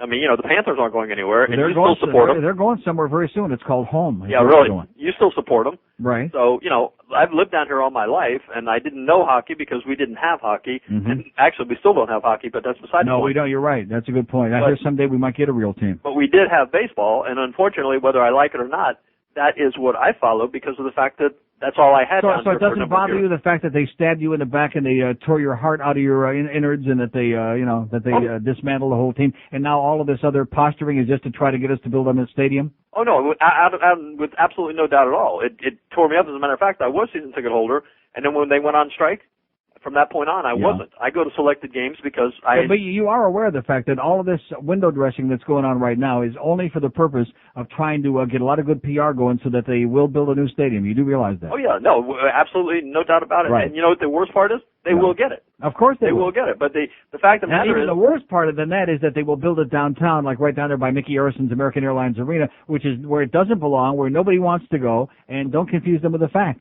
No, I agree. But the thing that I was saying is that baseball, I enjoyed it yesterday because at least, I don't know about the Panthers because I really haven't gone to see their games. Well, you're not missing much. At least yesterday, and it appeared. Now, I'm not sure if it's going to last long. I'll be honest with you. They really seemed like they were trying. These kids were out there trying their darndest. But the thing that will gall me is the sales stuff that Wayne used to do about, well, we're going to keep them around, this is the future, and then as soon as they get up for arbitration, bye. Right, as soon as they're good enough that they can command a real salary. But you understand it won't be any different with John Henry because the economics of it dictate that unless you get that new stadium. Now, if they get the new stadium, then they have more seats, they have the skybox, all of these things that go along with these new arenas and new stadiums, which, of course, is like a nightmare because it just never ends. They never have a big enough arena. They never have a big enough stadium because the salaries keep going up and up and up, and the ticket prices keep going up and up and up. It's like sooner or later there has to come a point where somebody says, no, we just can't afford to, we aren't willing to pay anymore. Well, baseball is coming to a fall. I'm not sure if it's this year or next year, but it's coming to a fall. The salaries that were in the off season that these guys signed for, Kevin Brown and Schvo Vaughn and all these other guys, the kinds of multi-million, 14 million, and Mike Piazza, it's ridiculous. It's a slap in the face to anybody that to think that to pay somebody for playing a ball game, they're getting $15 million a year.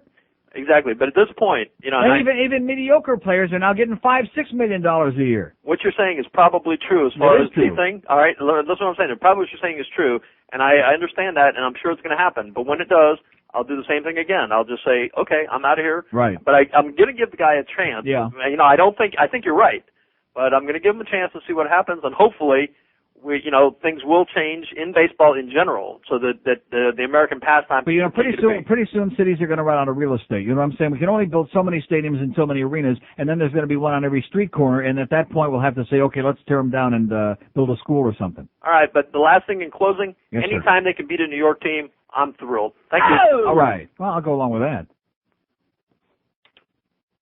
I mean, you know how far the Flyers have fallen when they get beat by New York by the Rangers 5-1. I mean, one good thing about New York teams, man, the Rangers, the Islanders, they're the ones making the playoffs. Both suck big time. And speaking of payrolls, by the way, the Rangers have got that big, fat, disgusting payroll, and they're not going anywhere. They stink. They suck the joint out, and I love it.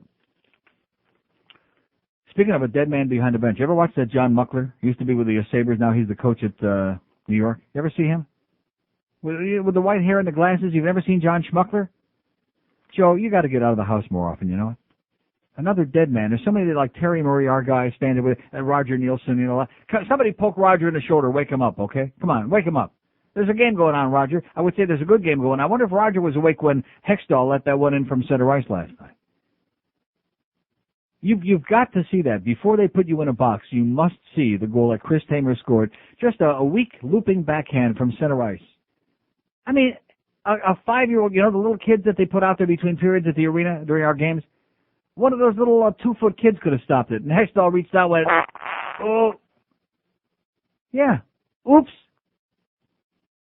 There's no fashion in the church. Tonight on A&E, Biography salutes Black History Month. Hello, I'm Jack Perkins. Join me for a look at the legacy of African Americans who contributed to the black culture of today. Nantan Moreland, Moms Mabley, Slappy White, Eddie Anderson, Roscoe Lee Brown, Kelsey Brown, Rodney Allen Rigby, Eugene Robinson, Tim Moore, Blowfly, Shirley Hemphill, Yafet Kodo, Lawrence Hilton Jacobs, Melba Moore, Melba Tote, LaWanda Page, Sambo, Jackie Molebucket, Farina, Buckwheat, Stephen Badgett, Urkel, Ernestine Wade, Godfrey Cambridge, Whitman Mayo, Butterfly McQueen, Johnny Brown, Big Nate Markham, Willie Tyler, Dan Lester. All this month on A&E. Thank you. 12:15 at 560 WQAM. Hank Goldberg from Shula's at 2 o'clock. We got Marlins baseball tonight, 6:30 pregame. Any interest? No. So anyway, here's I got to make up with the wrestlers out there, okay, because they're very sensitive and uptight, if I can say that, about all of these things that we've been saying. So here's an article about a wrestling team in Darien, Connecticut, their high school wrestling team, and about a young man whose name is Jay Hoffman, who's out of the closet. He's a fag and proud of it. And it's a story about his trials and tribulations on the wrestling team and these things that are said. But anyway, here's a couple interesting paragraphs that I thought would like kind of mend our fences with the wrestlers out there that don't want to be like lumped in there. It says, like most locker rooms, Darien's was filled with homoerotic behavior. You could do anything you wanted and play off as a joke, Jay says. One day he felt something warm on his arm. Looking down, he saw the captain's penis. I was like, dude, he says. Yet Jay stressed wrestling is not a homoerotic sport. People who say it is have never wrestled, he says. When you're on the mat, you don't have time to think about that. I go out to win the same as anyone who's serious about any sport, he says. He adds that although wrestlers might publicly make comments to assure people they are straight, deep down they're less homophobic than other athletes. It's such a close contact sport, he says, someone who was really homophobic wouldn't wrestle. He'd be too afraid to touch another guy. Oh! There you go. So how do you like that? Did we straighten that out? No. So to speak? He looked on his shoulder. It felt something warm on his shoulder, something clammy and warm, and it was a... Okay, here's Key West. Hello. Hello? Yes, sir. Hey, Key West here. A lot of that goes on in Key West, yes. Yeah, it's pretty scary down here. Mm-hmm. Anyway, I want to talk to you about the commercials. That's why I called in about 20 minutes ago. Yes, sir. They sounded like hell on this end. I don't know if your production department does the same stuff that does the stuff you do in the booth there, but obviously there's some difference in quality. Don't you hear a lot of these spots that sound so distorted and so overmodulated that you can barely even stand it?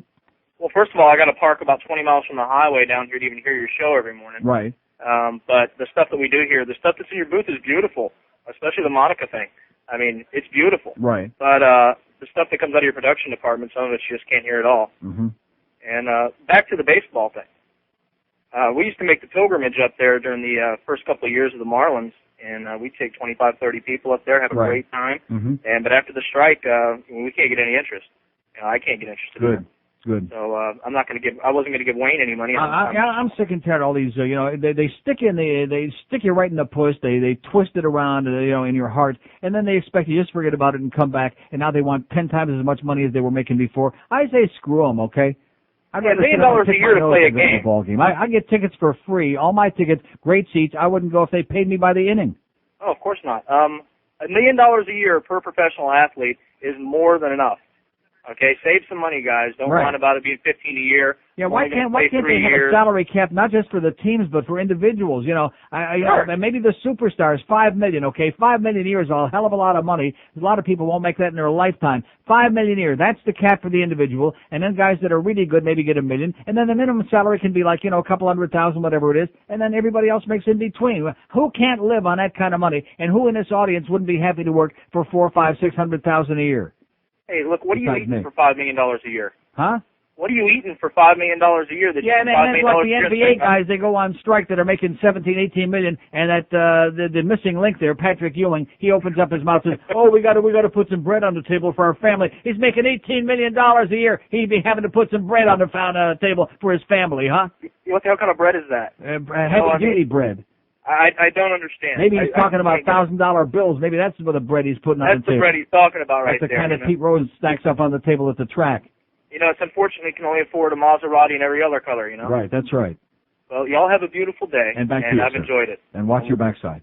Yeah, most definitely. Okay, see. Well, he's in Key West, By the way, we're going to be talking tomorrow about barebacking. What? That's a dangerous new activity that a lot of people are involved in out there. It's called having unprotected sex by people who have a death wish and are morons. We're going to be talking about horse barebacking. 567-0560 and pound 560 on the AT&T wireless line. Here's a mobile in Miami. Hello. Neil. Yes, sir. First of all, I did not go to any Marlins games last year, mainly because of foreskin taste. Oh, right. will not give him a penny. Good. If they build a stadium down in Miami, I must confess, I did buy an extra diet soda at the hockey game last night, and I must go to church and confess on that. did it have a lid on it? Yeah, they actually gave me an extra lid. Okay. And if they do build a stadium down in Miami, I will definitely not be going. I will not drive 50 miles Well, down there. are you going to PP Park now? Are you going back? Are you going to be going anytime in the foreseeable I will future? probably go to one or two games just for a social type thing, but That's good. But no, I'm not. I won't go down to Miami. Screw that. But I'm talking about where they are now, PP Park. Haven't gone in a while, but yeah, I go occasionally. But I mean, only once or twice a year. Yeah, just, but in other words, if they build a new stadium in Miami, you will not come. No, definitely not. Good. Definitely not. Excellent. And the other thing is, I mean, the logical place for the new stadium is right up by either by Joe Robbie Stadium there, right alongside. There's all that land that the Morton brothers used to have, that Lake Lucerne thing, or up by the arena, by the Mac Arena would be great. I would also like to see them tear down all that slum down off of Broward if they could do it. I mean, if they could afford to buy all the property and turn on something nice in downtown Fort Lauderdale, that'd be a nice central setting. No more stadiums downtown. This isn't. I mean, they hear talk about Cleveland. This isn't Cleveland, okay? Nobody wants to go, and it's too hard to. You know what I'm saying? It's just too inaccessible. Nobody wants to go over there. You can't get there from anywhere. But the Mac Arena, yeah, that's a good place. Yeah. But anyway, the main reason I called is that CNN's reporting that 20,000 Kosovites or whatever are going to be sent to Guantanamo Bay, Cuba. Right. These people don't even know what humidity is. I mean, if you look at the pictures there's snow falling on their shoulders. Yeah. And they're going to send them to 90-degree, 100% humidity. I guarantee you they don't see too many mosquitoes over there in Yugoslavia. No. Not the size of the ones they're going to see down there. I mean, I could. They're going to see mosquitoes the size of Slovakia, whatever that stuff is they eat. I mean, they've got all those bases over in Germany and places like that where the weather would, I mean, talk about it. How about North Dakota would be good? Nah.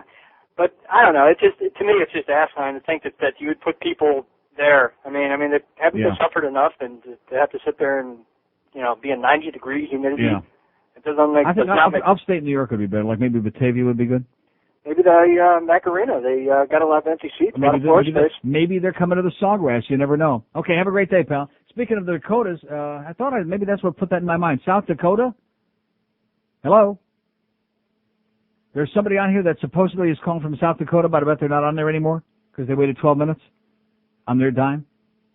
Yeah, they're gone. See, this thing is not disconnecting now. This is the same thing we had in the beginning, the first month on this radio station 15 months ago. And this great phone system in here. See, Greg, instead of telling me about, hey, nice going on the trend, take care of business. Do something. Take care of business. Get the phone thing working in here, okay? So that we can, it doesn't even cost you any money to do that. So Bell South, they got to do this for nothing, okay? They got to get this thing working right. Won't cost you a dime to do it. I mean, promotion, I wouldn't even mention that because that would cost you money, and God forbid you should do that. In fact, $140,000 you flushed down the toilet last year on those horrible TV spots because we threatened to take you to court if you didn't run some promotion. $140,000. Just give me the cash. I'll split it up. I'll give George part, Joe part, and then some of the underlings out there in the hallway. We'll throw a few bucks their way. They get paid $2 an hour. That sound better? Hey, Joe's all for it. Let's take a vote. It's unanimous. Just bring in 140,000 cash small bills, put it on the counter right now, and we'll split it up. 5670560, pound 560 on the AT&T wireless line. Some really devastating Panther talk here today again. Oh, wow. What a town this is, man. You listen to these calls on the other shows, and then I come in here and I know what I'm talking about. And that's why they won't call me. They will not. 99% of them will not call me because they know that no matter what they say about hockey, they don't know their ass from their elbow. That's true. And the ones that do know about it, they're from out of town. Talk to some of my Maple Leaf fans. They know what it's all about, eh? Yeah. Because they've been to a game or two in their lives. It means something. It's not just a social occasion when you go to the Air Canada Center, which some of us will be going there for the Panther Leaf game this Saturday, wearing our Maple Leaf jackets and going, "Go Leafs, go!" real loud like that. To see a real bunch of people, a real bunch of sports fans who aren't just there to schmooze and suck around. That'll be great. I mean, the outside of that thing I've been by a zillion times. The Air Canada Center, haven't been inside yet. Beautiful. $177 million to build, not one penny of public funds. Built entirely with private funds. 5670560, pound 560 on the AT&T wireless line. Mobile in Delray Beach. Hello. Hey, Neil. Yes, sir. I was at the Panther game last night. I'm sorry. As depressing as it was, I found a good deal there. Yeah. The hamburger is $4.25. Yeah. The cheeseburger is $4.25. So I asked the guy, you mean you're giving away cheese for free? Yeah. I hear Wayne gives away a lot of free cheese. You know, Henry can clear a room in 20 seconds or less. It was depressing last night. Yeah. I was there for the skater. Wasn't that one of the most pathetic things you've ever seen in your life? I've never gone to a hockey game and felt worse when I left. Never. Right. And I felt great when I left because there was still 10 minutes left in the third period. And I thought, oh, thank God that Sergei Gonchar scored that other goal. So now we know that the outcome is decided and we can get out of here and go to Publix and get some crap. Yeah, I left early too, which I never do. Yeah. And I don't know. I was watching the skate around, and Garpenlov and Worrell were the last guys on the ice, and they were shooting the pucks at the empty net and missing. Yeah. And missing. I couldn't believe it. So I just got out of there.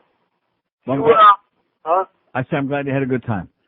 5670560 pound 560 on the AT&T wireless line. Biggest ass in America, sports asses we're talking today. Pudge Rod, I think he wins ass down, cheeks down. Huh? Oh, Alex Fernandez got a big ass, but he's not in the same category with Ivan Rodriguez from the Texas Rangers. Man, that kid, he's got just a giant, and it's got nothing to do with sex. I mean, if you got two eyes, you see a guy with those tight pants on that's supposed to be an athlete, and he's got this big, enormous ass sticking out. You know who else used to have a big ass was, what the hell was his name? The Bull. Cecil Fielder had a big ass. Cecil Fielder had an enormous ass. Cecil Fielder, his arm was like a ham hock. I mean, this man was just humongous.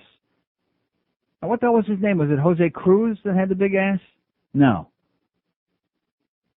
Orlando Cepeda. Wasn't he the Bull? See, this goes back so many years now. I'm forgetting. That goes to show I'm getting old. I was big into baseball. You remember Orlando Cepeda, way before your time. He had a monstrous ass. And he wasn't that big of a guy. He was just like an ordinary guy who just happened to have a human. Well, he was Hispanic. They have big asses. They're into big ass. They work on big ass. No, they really do. They have special things to do to make their... Yeah. What just happened there? Oh, you know what happened? How did I do that? Well, we're having a technical day here today that I wouldn't wish on Hitler. You know, being a homosexual in today's society isn't easy. And the first sign of HIV in today's homosexual male is a severe pounding in the ass. That's why the people at Gluteus Pharmaceuticals bring you a brand new product that stops that severe pounding before it starts. Aspirin. Aspirin is non-toxic and available without a prescription. Simply place one aspirin between your knees at bedtime, sleep on your back, and you'll wake up feeling refreshed and able to walk. Aspirin, the first of its kind available over the counter. Try aspirin today and prevent the pain. From the makers of Sulfonyl only as directed. Rectum. Okay, 1231 and 560. We're ass intensive today, and of course, who doesn't like a little ass? Or in some cases, a lot of ass. Like, now, what were the names? Greg Luzinski, somebody called in. He was also the Bull, by the way. He had a big ass. Not like the guys we're talking about, though. You're right. Cecil Fielder, I would say, wins ass down, cheeks down. He's just a monstrous, and he got cut by the Brewers or whoever else. Did anybody pick him up? Of course, you have to get a Mack truck to do that. You have to get a crane to pick him up. Cecil. There's a real athlete for you. Cecil Fielder. 5670560, pound 560 on the AT&T wireless line. Ass intensive Tuesday here. I'm going to get to these numbers, by the way, in just a couple of minutes whenever I get around to it. Well, I want to save the exciting part for last. Here's Sunrise. Hello. Hi, Neil. How are you? Yes, sir. Great. I had two things to talk to you about. The first one I'll address is the Marlins and baseball. I'm going to the game tonight because I got tickets from the van last week. Thanks to you. You got free tickets from us. Great. Excellent. And I will be going again tomorrow night. And by the way, I gave my tickets away for yesterday's opening game. Did anybody call today and say thank you and we had a great time or a bad time? No. Not yet. I just mentioned that in passing. And I will be going again tomorrow night. A friend of mine from out of town is coming in. Right. And we're going to go together. I am a Mets fan, by the way. I was just going to ask you that. You sounded, I don't know how I knew that, but I just had this feeling. I've called before and said that. Right. I don't care. What difference does that make? Look, you're a fan of whoever you're a fan of. I several times I've apologized for jumping on that bandwagon years ago. Oh, when you come down here, you got to get with it. If you've been a fan of some team for like me with the Maple Leafs 100 years, you're not going to change your allegiance just because you moved someplace else. That means you're a fair weather fan. Right. You like who you like. And my wife, who was never a baseball fan until the Marlins started up, is a Marlins fan. And she's going tonight, so, right. It'll be a rivalry between the two of us. The thing I wanted to talk to you about that you discussed yesterday was the Atkins diet. And I'm a proponent. I've been on it. 4 years ago or so, I had surgery, bypass surgery, and I had to lose a lot of weight. And I lost 50 pounds. And the thing about the Atkins that I've noticed, people that are on it, and I do know one gentleman who's on it and uses it as a lifestyle rather than a diet. And he lost a tremendous amount of weight. It's not a diet. See, he's right. It's not a diet. Right. If you go on the Atkins diet, you have to stay with it the rest of your life. I mean, you can, you go off a little bit here and there, but you have to stay with it because once you go off, it all comes back. That's the point. As Right. soon as you go off, bang, you're right back almost to where you started. Right. And that's the thing I'm talking about is that you can, in some cases, modify it so that the weight gain that you experience is minimal. But that's what the book tells you. He has Right. all these different phases. I mean, you don't go like under 20 grams of carbs every day the rest of your life. Right, right. The thing is, though, my doctor, who has me on just 2 medications, basically 15 milligrams of medication per day. One is a cholesterol medication, the other one's an ACE inhibitor for blood pressure. Yeah. And that's it. The rest is vitamins. When you say the cholesterol thing and you passed it, how high is your cholesterol? Last time it was 170. And I'm on and you're still on cholesterol medication with a cholesterol of 170? It controls it to that. But what was your cholesterol before you started taking it? Way over. It was high, 200 and something. I don't even. Over 200 is not that high. Well, the thing is, I had a very bad EKG when I went in, and I had angina and the whole thing. Then stick with what for the bypass, Yeah. and I need that was, and we tried to do, the angioplasty, and it didn't work, and so forth. Right. But that, the thing is, you change your lifestyle. The point is that with the Atkins and everything else, I have been able to maintain the weight loss, Right. which I think is very significant. Of course. And that's the goal. The goal is to try and lose as much as you can. I'm still overweight. Let's face it. It's a battle. It has been all my life. Yeah. But I listen to what you say, and I think you, in a large part, are directly related to me going on the Atkins. Because Good.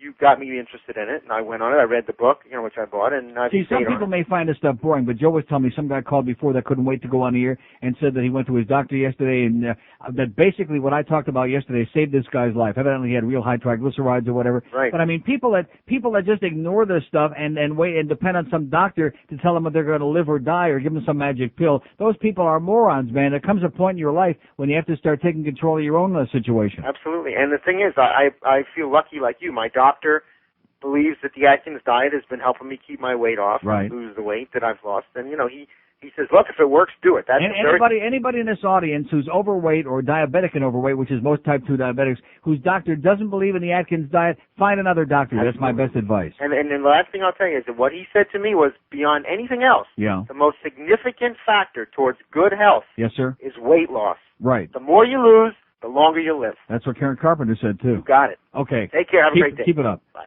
5670560. Are we back on that fat again? Uh-huh. Yes. And I'm going to tell you something I was just telling Joe during the break. I've been taking this CoQ10, pantothenic acid, B6, a few other things that Atkins recommends highly in his book for just 4 days. I know this sounds too good to be true. It sounds ridiculous. I feel so much better today than I have in 4 months, and you've heard it here on the show. It gets old. It gets ponderous. He's on there. He's kvetching about his pains in the side and his neck and his rash. It gets old. And all of a sudden you start, getting rid of all those, see, one thing America's really, really sickly, way off base on. They're always screaming about recreational drugs. And I'm not saying recreational drugs are good. They're bad, most of them. And of course, marijuana's not a drug anyway. So leave that out of the argument. But America's obsessed with all of these things. But prescription drugs, how many old farts have we got running around in this town? You see the way they drive out there. You see the way they behave. They're so drugged up, they don't know what the hell year it is. Much less what day of the week it is. All these old farts drive. We got more drive-thrus in this town than any other place in America. Only most of these businesses didn't know they had a drive-thru. It's just that some old fart decided they were going to drive through the wall of a restaurant, on the wall of a dry cleaner. Every day in the news, you see another story. Some old fart is probably drugged up, driving their automobile through somebody's wall. Every day you see that. Oops, surprise, it's a drive-thru. Prescription drugs killing Americans. Killing. And very few people got anything to say about that. Let me just tell you right now, and if you got a special problem, I'm not ever going to tell anybody because it would be totally irresponsible. It's an idiotic thing to do without talking to a doctor that knows his crap to stop doing a drug. But the goal is, if you're capable of it, to get off those prescription drugs, not to take them the rest of your life, because every single one, like Dr. Mark says all the time, every single one has got side effects, and every single one at any given time could put you in a box. So there you go. You get it? No. Okay. 5670560, pound 560 on the AT&T wireless line. This CoQ10 stuff, this is great stuff. And see, it's not something artificial. Your body produces it, but in a lot of cases, not enough. Just like your body produces most other vitamins except C. But most of us don't have enough. I mean, I'm sitting there this morning, I'm taking my blood pressure, and I see a pulse of 65. It's like there are people who are like athletes whose pulse is like 60 or 65. People who are in the peak of health who are like half my age. I'd be, like Greg Reed, he comes in here, his pulse was 72, and his pressure was a little bit too high, although you're not supposed to take it standing up, okay, Greg? And your blood pressure either.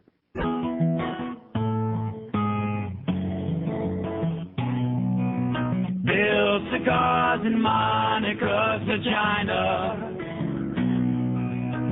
She lets out a giggle when he makes it wiggle. Monica is not the kind you can do in the behind. Rectum. But a cigar in her vagina, she don't mind. Okay. Well, he don't know where a stogie goes. I can see how there was some confusion between humidor and humid whore. And in Arkansas, the term cedar box means saw her naked. Stars report can lead to going blind. Now Clinton, he was working hard, late nights in the ovary office, working on a practical joke. He took a Macanudo, put an exploding load in. Poor Monica was blowing rings of smoke. Bill cigars in Monica's vagina. She lets out a giggle every time he makes it wiggle. Monica is not the kind you can do in the behind, but a cigar in her vagina, she don't mind. Oh, people feel that Hillary's been made a fool of by her husband. Feel that Hillary was wronged. Up in the Lincoln bedroom, she was moaning, moaning. Al Gore was doing her with Bill's old bong. Bill cigars in Monica's vagina. Okay. She lets out a giggle every friggin' time he makes it wiggle. Monica is not the kind you can do in the behind. No. But a cigar in her vagina, she don't mind. Oh, Candy Sandy, yeah, Dutch Master is faster. Oh, yeah. What you gotta do is take a Tiparillo and put it in a grill. Oh, yeah, yeah, yeah, yeah. Oh, now, a cigar and oh, yeah. 146, there's a classic for you. Mark that down in your calendar, boys and girls. Joe Costello's going through a little exercise here. See, one thing I've learned about human nature, that that monkey see, monkey do thing, if you have any kind of like a health device, like if you have a rectal thermometer, well, maybe that's not a good example. Okay, what does it say? 105 and 87. 105 is good. 87 for a guy your age with your pot belly? 87 we just is went not through great. this thing 10 times. I was getting nervous. I had no pulse. Let me tell you right now, mister, that thing don't lie. Now, what is your pulse? It'll alternate with the blood pressure. What's your pulse? 89. 89. Mine was 65 this morning. I'm like more than twice your age, okay? Your Doesn't pulse, it just get a guy slower like and you, slower until what? It stops? It just gets slower and slower until it eventually stops, right? What, your pulse? No. You're rationalizing now, okay? I don't want to get you nervous. Now, what was it again? 105 over 97? Oh, 87. What was it? 172. See, they all want to now take their blood pressure. They all got I got one of those cuff, and that's very accurate, by the way. I always keep the batteries fresh because you don't monkey around with your health. As you get older and you get closer to being put in the box, at least you want to say to yourself, well, at least I'm trying. I may not be succeeding, but I'm trying to do all of these things. And I'm finding out that now granted, you don't take any blood pressure medication. You don't have high blood pressure, right? Oh, no. Well, what do you mean, oh, no? Well, 87, I don't know. 87 is not good.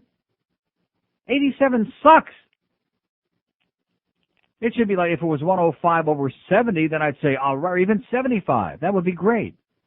But 105 over 87? What can I do? We'll wait until about a half an hour, and then you'll take it again. When you're calmer. He was just trying to do it here about 20 times, and unfortunately, I wasn't paying that much attention. He had it on upside down over the top of the wrist, which is a little limp, I guess. Huh? Yeah, Sam came in here trying to do it, and it kept flopping off his wrist. So what is that? You know, he's calling George Shee. Who are you kidding, Sam, huh? He's got all those beards up there in the box. Ever have a beard in the box? Yes. 5670560, pound 560 on the AT&T wireless line. Anybody want to come in here and take their blood pressure, huh? Uh-huh. Here's a mobile in Miami. Hello. Hey, Neil. How you yes, doing? sir. Great. Listen, now that we were on the subject of Wayne Huizenga, this past month, you know, they start sending you so you can start paying for the season tickets on the Dolphin season. Oh, are they? Well, I know you don't pay for any of the tickets or anything like that. I don't pay for it, no. Usually in May they send you the last bill saying you got to pay up or lose your seat. Right. And this year I always wait till May to pay it, and they canceled my seats. Based on what? That I didn't send the payment before March. Before March now? They moved it up 2 months? Yeah, they did, and I couldn't believe it. We called and they say, sorry, you didn't pay, so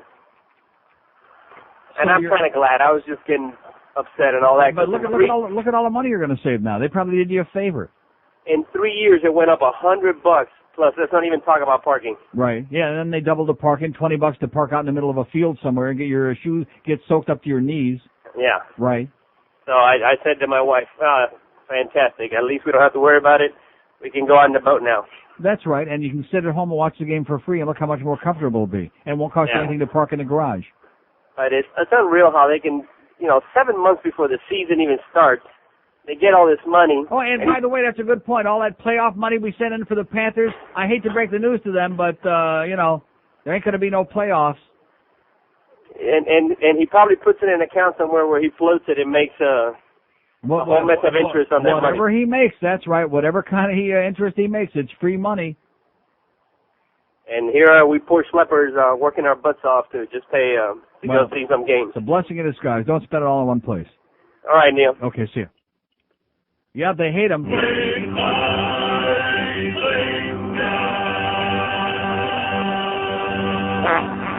Yeah, they hate him like poison. They really do. 5670560, pound 560 on the AT&T wireless line. I feel so much better. I feel better today. And I'm watching all these other young whippersnappers around here taking their blood pressure, and I realize I'm still taking medication, not nearly as much as I used to. I've cut it way down, baby.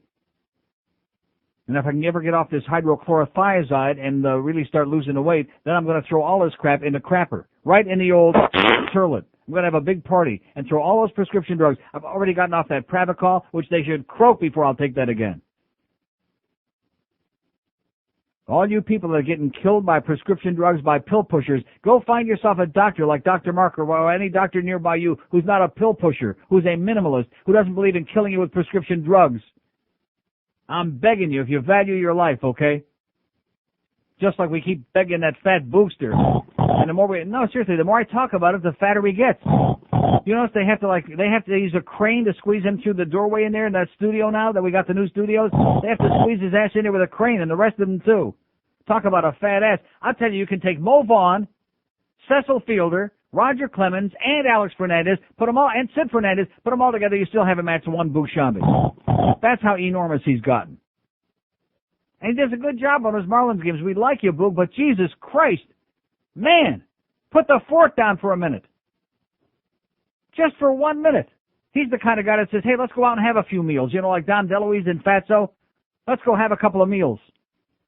Stop! Before it's too late. Here's a lady in Deerfield Beach. Hello. Hey, Neil, how you doing? Oh, lady, our first lady of the day. Oh! Hey! And I was at opening day yesterday. Well, there's number 3. Excellent. Oh! But even though John Henry bought the team, there were still shadows of Wayne Huizenga around. Wayne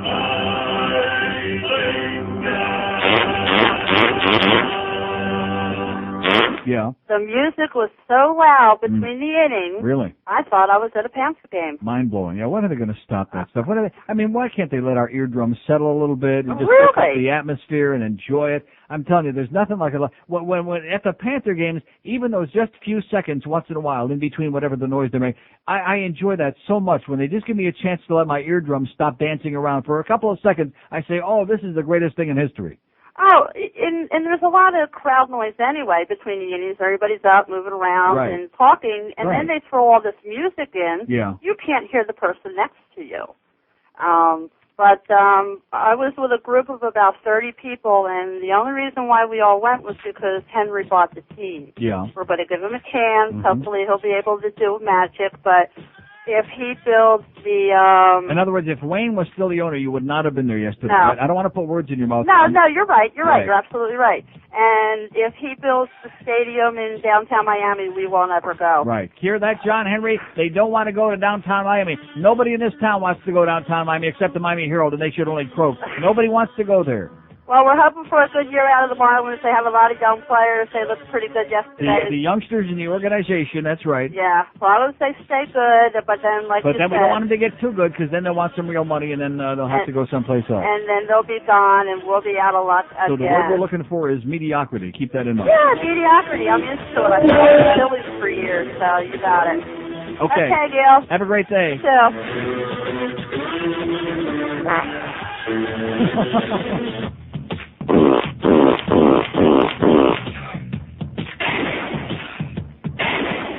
Wow, thank you.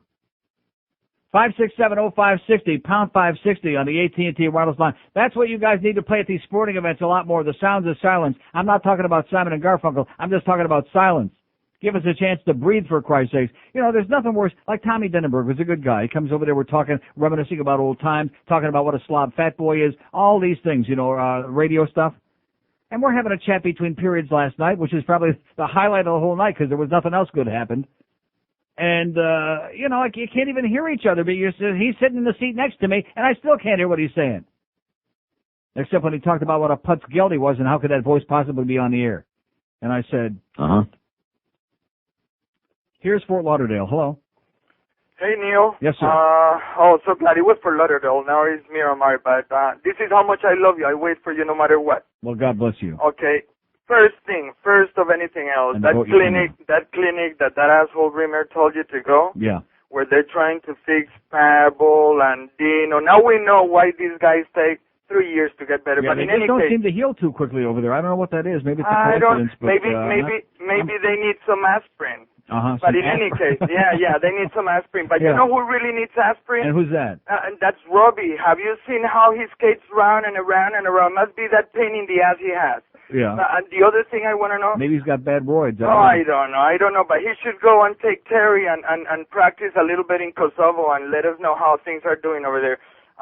The other thing, the one thing I really called you for, which is the point.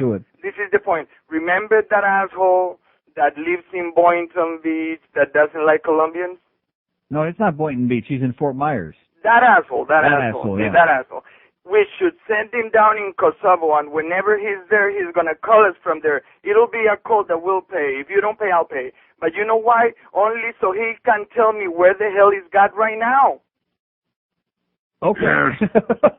Okay, whatever you say. You got it? No. Okay. 567-0560. We got 7,200 open lines here in this last hour. Poll question, who's got the biggest ass in sports? Pound 560 and on the AT&T wireless line, whatever I said. Hank Goldberg from Shula Steak, too. Hank's got a pretty big ass. Huh? Wouldn't you say? I mean, he would agree to that. I think, you know, he's not sensitive about having a fat ass. When you're fat all your life, I got a fat ass, not like Hank's. But and Hank has a tiny ass compared to Boog. Okay, we just took a poll. Hank, after losing that 35 pounds or whatever, he's looking pretty good. He's not even in the same category anymore with Boog. I mean, Boog he's got it. And now, okay, there's a good question, though. That's a good match. Boog or Fat Boy? Huh? Who's got the biggest ass in that matchup? Fat Boy. You think? I'm not so sure. I think Boog is catching up rapidly. I mean, by the spoonful. Not just the 1 to 2 hour. It's a phenomenon! If you're one of the millions of people who've been praying to hear the Pope singing on his own CD, your prayers have been answered.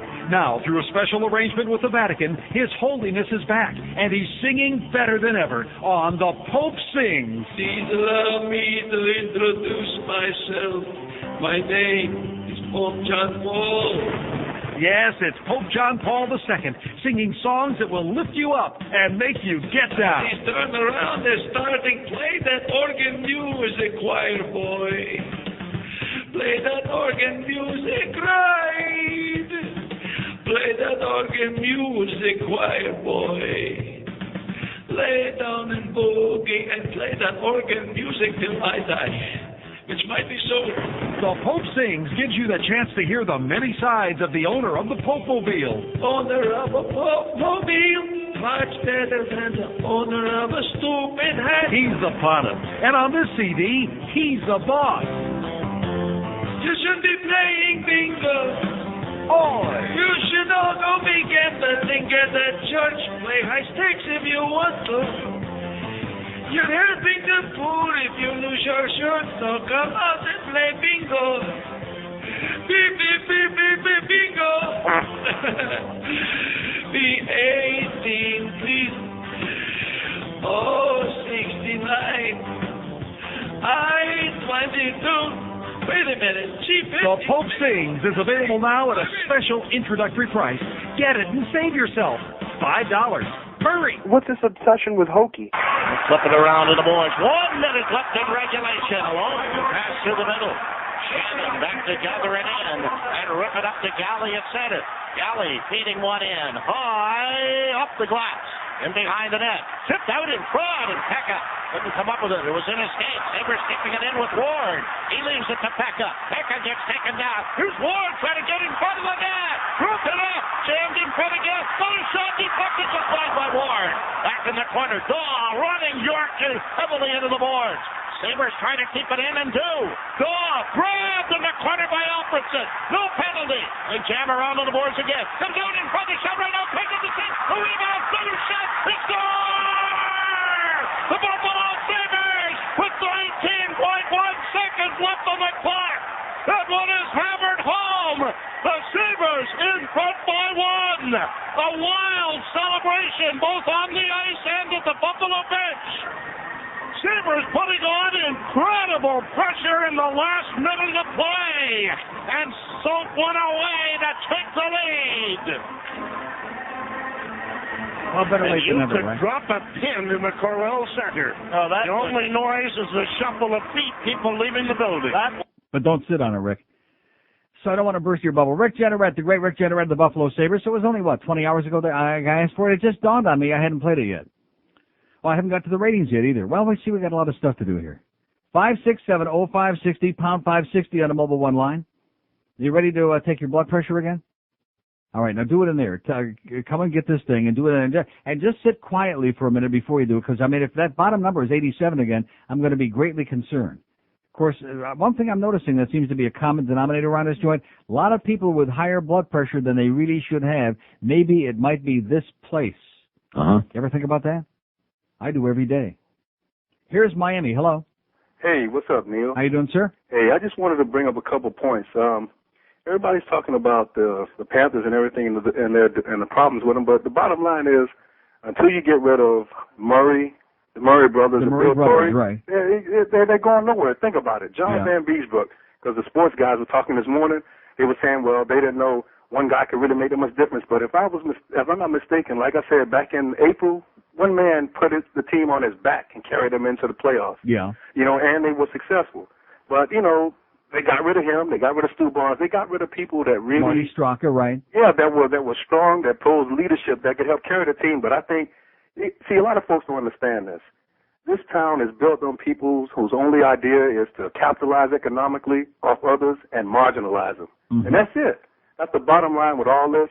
That's why the Dolphins ain't going to Super Bowl this year or years to come. Right. And that's why all of the Florida sports franchises are only going to be, the bottom line is just profit margin.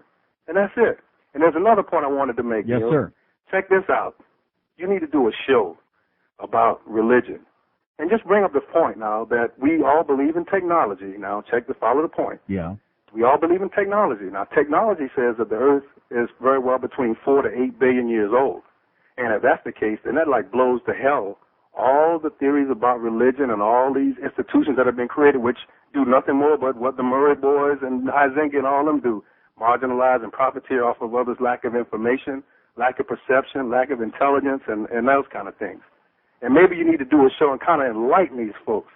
You know what I'm saying? I know what you're saying. Hey, nice talking to you. And God bless you. Okay, what do you say? He's up trying to back Malik in. Goes to the offside now. Back to Strocco, just hit the ice, right down the lane. Right side, here's Lanning, back to Strocco, open net. He shoots and scores. Marty Strocco ties it for the Penguins. Oh, let's go hunt boots on a Harley.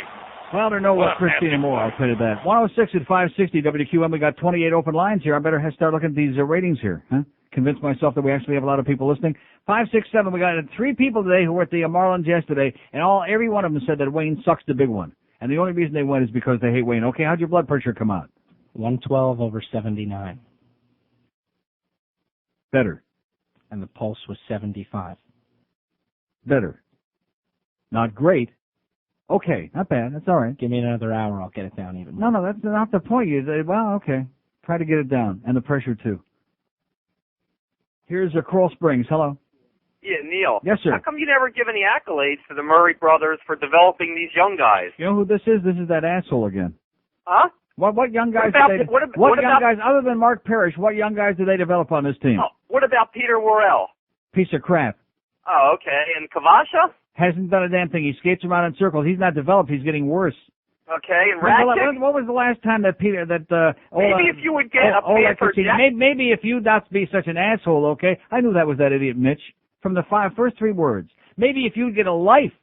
Maybe if you'd elope with Andy from Hollywood, you could find some happiness together. Because you're both assholes, you could rub your rectums together. Or you already are? Moron. Absolute total moron. See, that's all you get in this town hockey conversation is a little agent provocateur. Same old tired material. Go make a Subway sandwich, okay, for the organization. Go give the spokesman a Subway sandwich, you jackass. And then put him on the bus and send him out of town with his brother. They both suck. I need some action.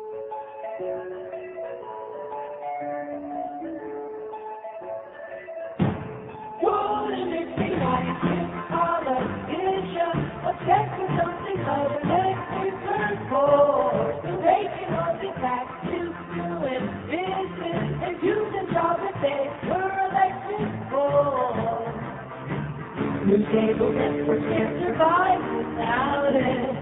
We're the only ones who care about it. Yes. Now who the hell do they think they are fooling? We know they're Thessalonians, it's time they ought to get their crap together or take it in the ass of the election. Rectum. It's boring, meaningless, and aggravating. Talk about it, but it's great for ratings. The FCC,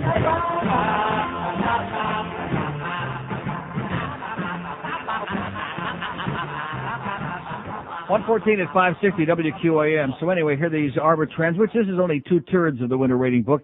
For whatever reason, I always do best in the winter book. You want to know why that is? I'll tell you why that is. I'm glad you asked.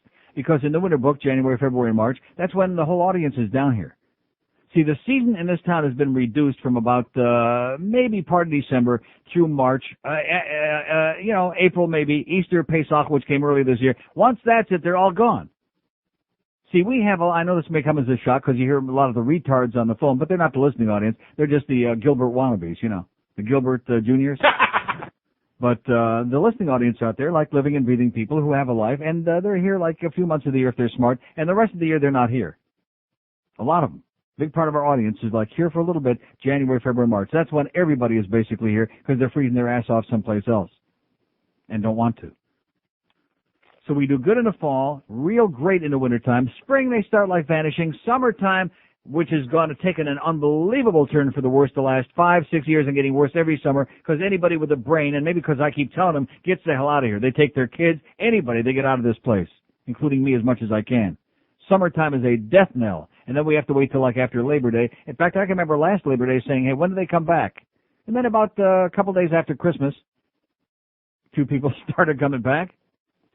So here are these ratings for January and February and plus last December, which will drop off. And I don't remember how we did in December, if that was good, bad, or indifferent, because here the, Pussy Galore, our program giraffe, he don't, I get nothing. I get no information. Every other station I've worked at the last 20 years, I get my own copy of the rating book. I get the monthly. I mean, I'm really kept up to date because I'm the only one in the building that understands it in this place. And it could be dangerous if I saw that stuff. 12 plus, the entire audience. What's the number one station in this latest survey? WEDR-FM, a Schwarzer station. They're rapping it, baby. There's nothing like sitting at a stoplight and some punk, and it's and white kids too, same difference. They're listening to that garbage. You listen to that crap? Joe's listening to crap. No wonder your blood pressure is high. It's the bass. It is. It's the ass of bass. Not so much lately. Anyway, EDR is number 1. Radio Mambi, WAQI, number 2, 12. How do you like that? Oh, it's the assimilation process. I'll tell you the assimilation process. Look on page 4E in the Sun Sentinel this morning. Univision, big among 18 to 34 set. Oh, yeah, Hispanic viewers, baby, 18 to 34-year-olds. They're flocking to those telenovelas again because they want to see some beer and beer. That's it. They're horny. So anyway, you got a Schwarzer station's number 1, a Julio station's number 2. How do I even compete in this market on a bumfork AM station with no publicity, with a general manager running around with his finger in his where his bald spot's supposed to be? Life is number 3. That's Slush in the elevator music. Power 96. So anyway, let's get to the day parts. Let's cut the crap. We don't have time for all these stupid numbers. 6 to 10 a.m., 12 plus. Radio Amor. See, no speaking English. Number 1, and EDR number 2. Followed by WAQI, Radio Mambi. So you got 3 ethnic stations, number 1, 2, and 3 in the morning. This is the total audience. Followed by Howard on Big with a 5.2. And Hot, another ethnic. CMQ FM, another ethnic. And then Kiss. Look at that. Kiss with that 4. I've always said this for years. 4% of the audience, give or take a little bit, is always a bunch of shot kickers that listen to that crap on Kiss. That is a gold mine. They're raking in the dough. And, of course, you probably are wondering, if they're making all that money with Power, all that money with Power 96, all that money with Kiss, how come they don't pay their bills? How come there are people like Joe working for $2 an hour? Good question. Maybe that's why Mr. Big Shot there is walking around in those $500 suits all the time, in those $2,000 suits. Okay, let's get to the good stuff. Let's take a look at the mornings, okay? Wait till you hear this. This is I don't want to start peeing on a parade of those morning guys, okay? Because they think that they're hot shots. Oh, they had that funny show on April Fool's Day, that same old trite cornball stuff. Everybody I spoke to at the hockey game last night, by the way, they volunteered. I didn't ask. They said that was really crap. They said, we hate those guys now for pulling that crap, and it was stupid, and it wasn't funny, and it's old and trite and cliched. Not something you'd expect from Defoe, huh? Old and trite and cliched. Wait till you hear who beats them by a fraction 12 plus in the morning with a 3-point. Oh! I'll give you a clue. WIOD. Oh, I hate that station. All News with a 3.0, and they got from a 3.1 in the last train now to a 2.9. I wonder why that is. And then Rick and Spuds from a 1.3 to a 1.6. They've been there 2/3 of that trend. Exactly what I told you is happening. Exactly what I told you, Pete Folger. You assassin, you jackass, you imbecile, you murderer. Just what I told you. Rick and Suds lifting the morning up a little bit, but not enough to really be a factor. But the afternoons, where they actually were doing okay before, where they actually had maybe an audience, wait till you hear those numbers from that bitch. Oh, yeah. Has she got a number 12 plus? Where is it? Can't even find it. From a 2.5, then down to a 2.1, and this trend, a 1.6. How do you like that, Brooke? Is that incredible or what? Dropping like precipitously, just like what I told you was going to happen over there, you jackass Pete. Could screw up a wet dream, this guy. Now, what do we got midday 12 plus? Number 1 is WLYF, the slush station with a 6 point. Oh! And number 2, 10 a.m. to 3 p.m. is WQAM, this show with a 5.3. Number 2 in the market again, up from a 5.2 in the last trend, up from a 4.8 in the fall book to a 5.3. as we continue going up and up and up, and how I haven't got any idea in this goddamn place. So that means between 10 and 2, we're doing about a 6-share 12 plus. Ladies and gentlemen, I want to tell you right now, this even shocks an old fag like me, okay, that can do it in this place. And I'll guarantee it shocks the hell out of them. Shocks the crap out of them. They can't believe it. And I'll guarantee it also hurts their ego. I'm talking about the powers that be in here, which is only one of them, and his little cluster fork of friends. Oh, my God, that fag is getting those numbers, and the rest of the day we're sucking wind? That's right, you're sucking it. And the wind, too. On the afternoon, one thing that said, the humper, he is as consistent as the weather in the North Pole. Look at this. The fall book, persons 12 plus, 2.6. November, December, January, the next trend, 2.6. This trend, 2.6. Now, that's the whole audience. That's not our demo. I just mentioned in passing. The humper is a rock, a big fat rock of consistency on those numbers. All right, let's get to the stuff that counts. Persons 25 to 54. Here's EDR and Hot 105. 1 and 2, the Schwarzes are going the whole market here at 25-54. They don't even interview any white people 25-54. Followed by Life, Radio Amor, the closest you get to the Coast. Nice going, Bob and Cheryl. You fell into another bucket of crap, huh, the Coast. With all that Gloria Estefan and Michael Bolton crap, that swill that they pump out. Nice going, Tip, you jackass. 4.9. Maybe they're actually playing some good music on there. I haven't listened to that thing in ages, thank God. Look at this, 25-54. Okay, let's get to the mornings, okay? Now, wait till you hear who number 1 is. Again, which they always are lately. Radio Amor. No speak in English. Slush spick music and that hoochie coochie crap with an 8.1 share. See, once you take the ethnics out of here, like I've told you before, what does that leave for the rest of us? Chicken bones. That's what it leaves. Chicken bones. Number 2 in the morning, 25-54, is Howard on Big with a 7.1. Same as the last trend, but down from an 8.3 in the fall book. Then Hot 105, EDR, more Sparta music. Zeta 4 with a 4.5. How about the morning show? How about the worst team, huh?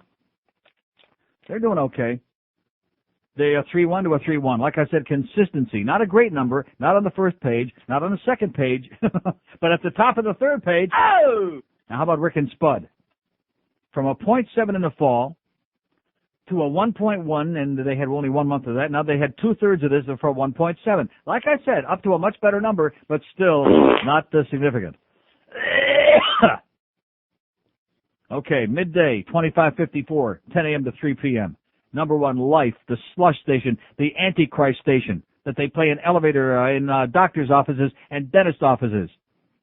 7.6. Number 2, that goddamn Coast. How do you like that with a 6.5? They must have some wired diaries on this deal. Number 3, QAM. Oh, God! From a 5.8 in the last trend, from a 5.4 in the fall book, to a 6.2. Oh! So between 10 a.m. and 2 p.m. here, with all due respect to the humper, we're doing about a 7 share in 25-54 persons, which means we're doing about a 12 or 13 share in men. God damn it. And they're giving me a song and a dance in that morning crowd. They're trying to siphon off from this audience. You're not living up to the end of the bargain, guys. You're costing all the rest of us money with that Squeaky Boys pipsqueaky on there. You're costing us money. Bonus money.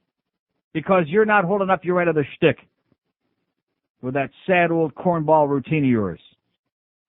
With that ass-sucking business you got going on. Now what do we got here in the, wait till you hear these. Now what did Hank do in the persons 25-54? Where the hell is he? Third page.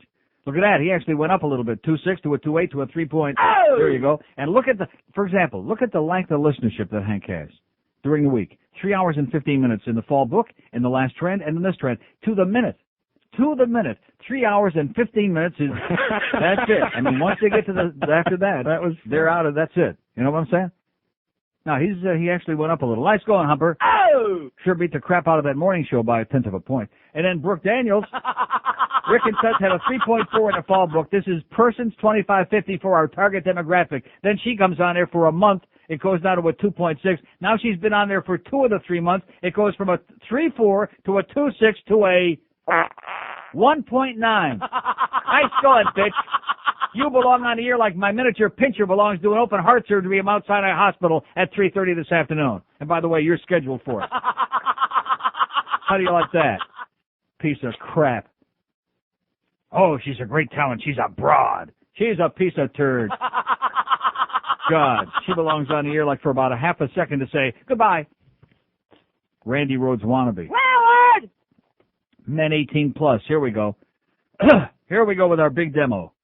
Number 1, EDR. We can't beat that Schwarzer station, man. They're reproducing like rabbits. They got a 5.9. QAM. Number 2, this is overall, okay, the entire station, from a 5.5, though, in the last trend to a 5.3. But now we're losing the Dolphins, okay? We not too much, not bad. Now, what about the mornings, okay? These guys better be going up in men, because that's, if the men aren't listening, certainly nobody else is listening to that crap in the morning.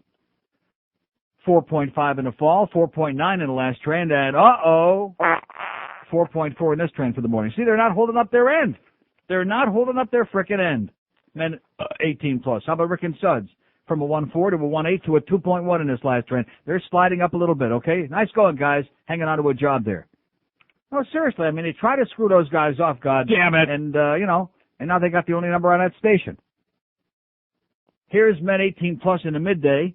Number 1 is 7.9 in the fall book, 8.9 in the next trend, and in this trend, December, January, and February, a 9.1, which means between 10 a.m. and 2 p.m., we're doing about a 10 share in men.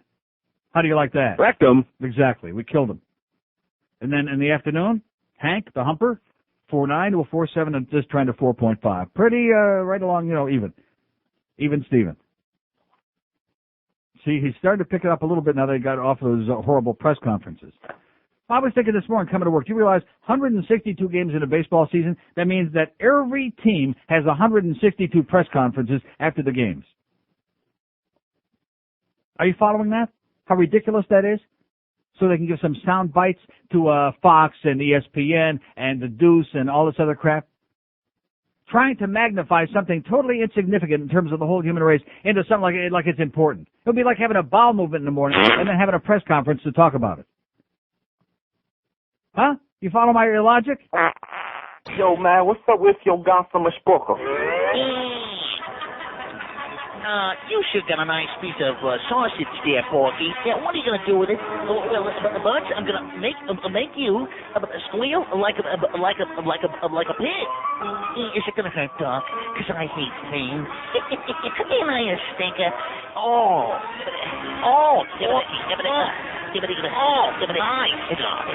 you sure have a funny mouth, Doc. Thanks, Bugs. That's why they call me Porky. Oh, you rabbit hole.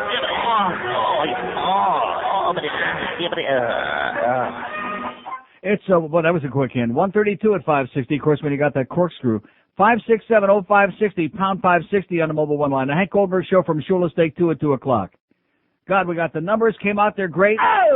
I'm feeling great. Joe's blood pressure, he'll live another week. Now that's not bad, 112/79. But you're right. You see, here's an opportunity. See, with me, I only wish, for many reasons, I had all those years to live over again. You can't do it. Can't turn the clock back. But now here's the message to you to get a little more active, okay? To get off your ass, which may become fat if you don't, and to start getting your blood pressure. Somebody your age should be about maybe 112/70. Not like 80. They say 120/80 is a perfect blood pressure. That's a lot of crap. What you want to really go for is 100/60, okay? I'm telling you right now, that's the ideal blood pressure for anybody. Once you get older, you're never going to achieve that, except maybe with pills. 100/60. Call me back when you get to 100/60, okay? And then we'll let you use the cuff again. I'm telling you right now, that's something I'm trying to save lives out here, okay? The Neil Rogers Show is saving people from themselves, trying to save the people in this fat building. Seriously, I'm not exaggerating. I don't say this because I want to make fun of people, but I will anyway to try to embarrass them if it's the only way I can do it. This is the fattest place I've ever worked in my life by so far you can't even begin to imagine. Am I right? From Fat Boy and Josh Friedman to that new sales guy they hired this morning who will never make it till the end of the year if he don't cut the crap, to the Bookster, to the Wildebeest. Who am I leaving out? Ralph, who works on Ed Kaplan's show, who you've never met, is easily. Oh, I've seen him. Yeah, he's a monster. And then what's the engineer? He's a good guy, but that chubby Julio. one. Oh, Julio. Talk about a gigantic Julio. Wow, man. And me and Hank. And who else am I? And me and Hank, we're skinny now compared to these guys. We're not even in the same category. This is a big, fat, sick dying place. And here I'm taking it upon my own responsibility to try to save some lives of these people. And don't forget Defoe blowing up like somebody stuck a bicycle pump up his Rectum or something. Man, isn't he? I've known this guy for 20 years here, Jeff DeForest. Good guy. You know, he got that raw butt because he sits on the fence all the time. He's a good guy. But man, oh man, is he, all of a sudden he's just blown up. Blown up. One day, he woke up one day, he was slim all his life. He woke up one day, all of a sudden he's a pig. Yeah. I see, I'm used to it. I look in the mirror and I go, oh, geez, you know, I'm used to it for years now. But how would you feel if you wake up one morning after being relatively slim all your adult life, and all of a sudden you get up one day, you look in the mirror, oh my, what the hell happened there? Like a little shift of weight or something, huh? 567-0560, pound 560 on a mobile one line. Here's Pinecrest. Hello. Hey, Neil. Yes, sir. Hey, I've been listening to you since you started with 610, and I don't know, you're so outrageous that today you really got to me. Yeah. And, about what? Your stick is just it's my stick. It's such an asshole way, but it's so funny that I think everybody loves you. Yeah, they do. They do. They're the ones that hate they me. have to. Uh-huh. They have to. And right. When I came back from the store the other day and heard you play that Pope song or whatever, I mean, I just can't believe that you get away with it. Get away with and it. I love it. We all love it. What's to get away? You're an asshole and we love you. Yeah, and you're an asshole and we love you too, so what's wrong with that? Nothing at all. Everybody can be Nothing an asshole. at all, baby. I'll talk to you. I mean, okay, I'll talk to you again. Okay, talk to you again, asshole. 567-0560, pound 560 on the mobile one line. We only got 24 minutes to go. We've been doing pretty good here today. Joe says we give you like a C+ today. Says it's not in the same league with George in those calls he gets. Now let me ask you, do you have all the lines lit the whole 4 hours on Friday? I want to report on this. Because he told me every line was lit the whole 4 hours. The whole 4 hours through the breaks. Right. Every line. Every line. See, there you go. They want to talk to George. They do not want to talk to me. And see, one of the reasons, by the way, that these numbers are continuing on this show to stay so steady and actually even go up is that when I go on vacations and take a day off or something, instead of dropping off with those stupid tapes, and I'll take all the credit for it, thank you, because it sure wasn't Pussy Galore's idea to put George on instead of those awful tapes. It was my idea. Nice going, Eric. Neil, God. That's right. And all you naysayers out there, oh, gee, what are you thinking? What's Neil thinking putting you on here, you little spick? He's doing just fine, okay? He's a little genius, sorry. You never know it. You never know it looking at him. He knows a lot of crap.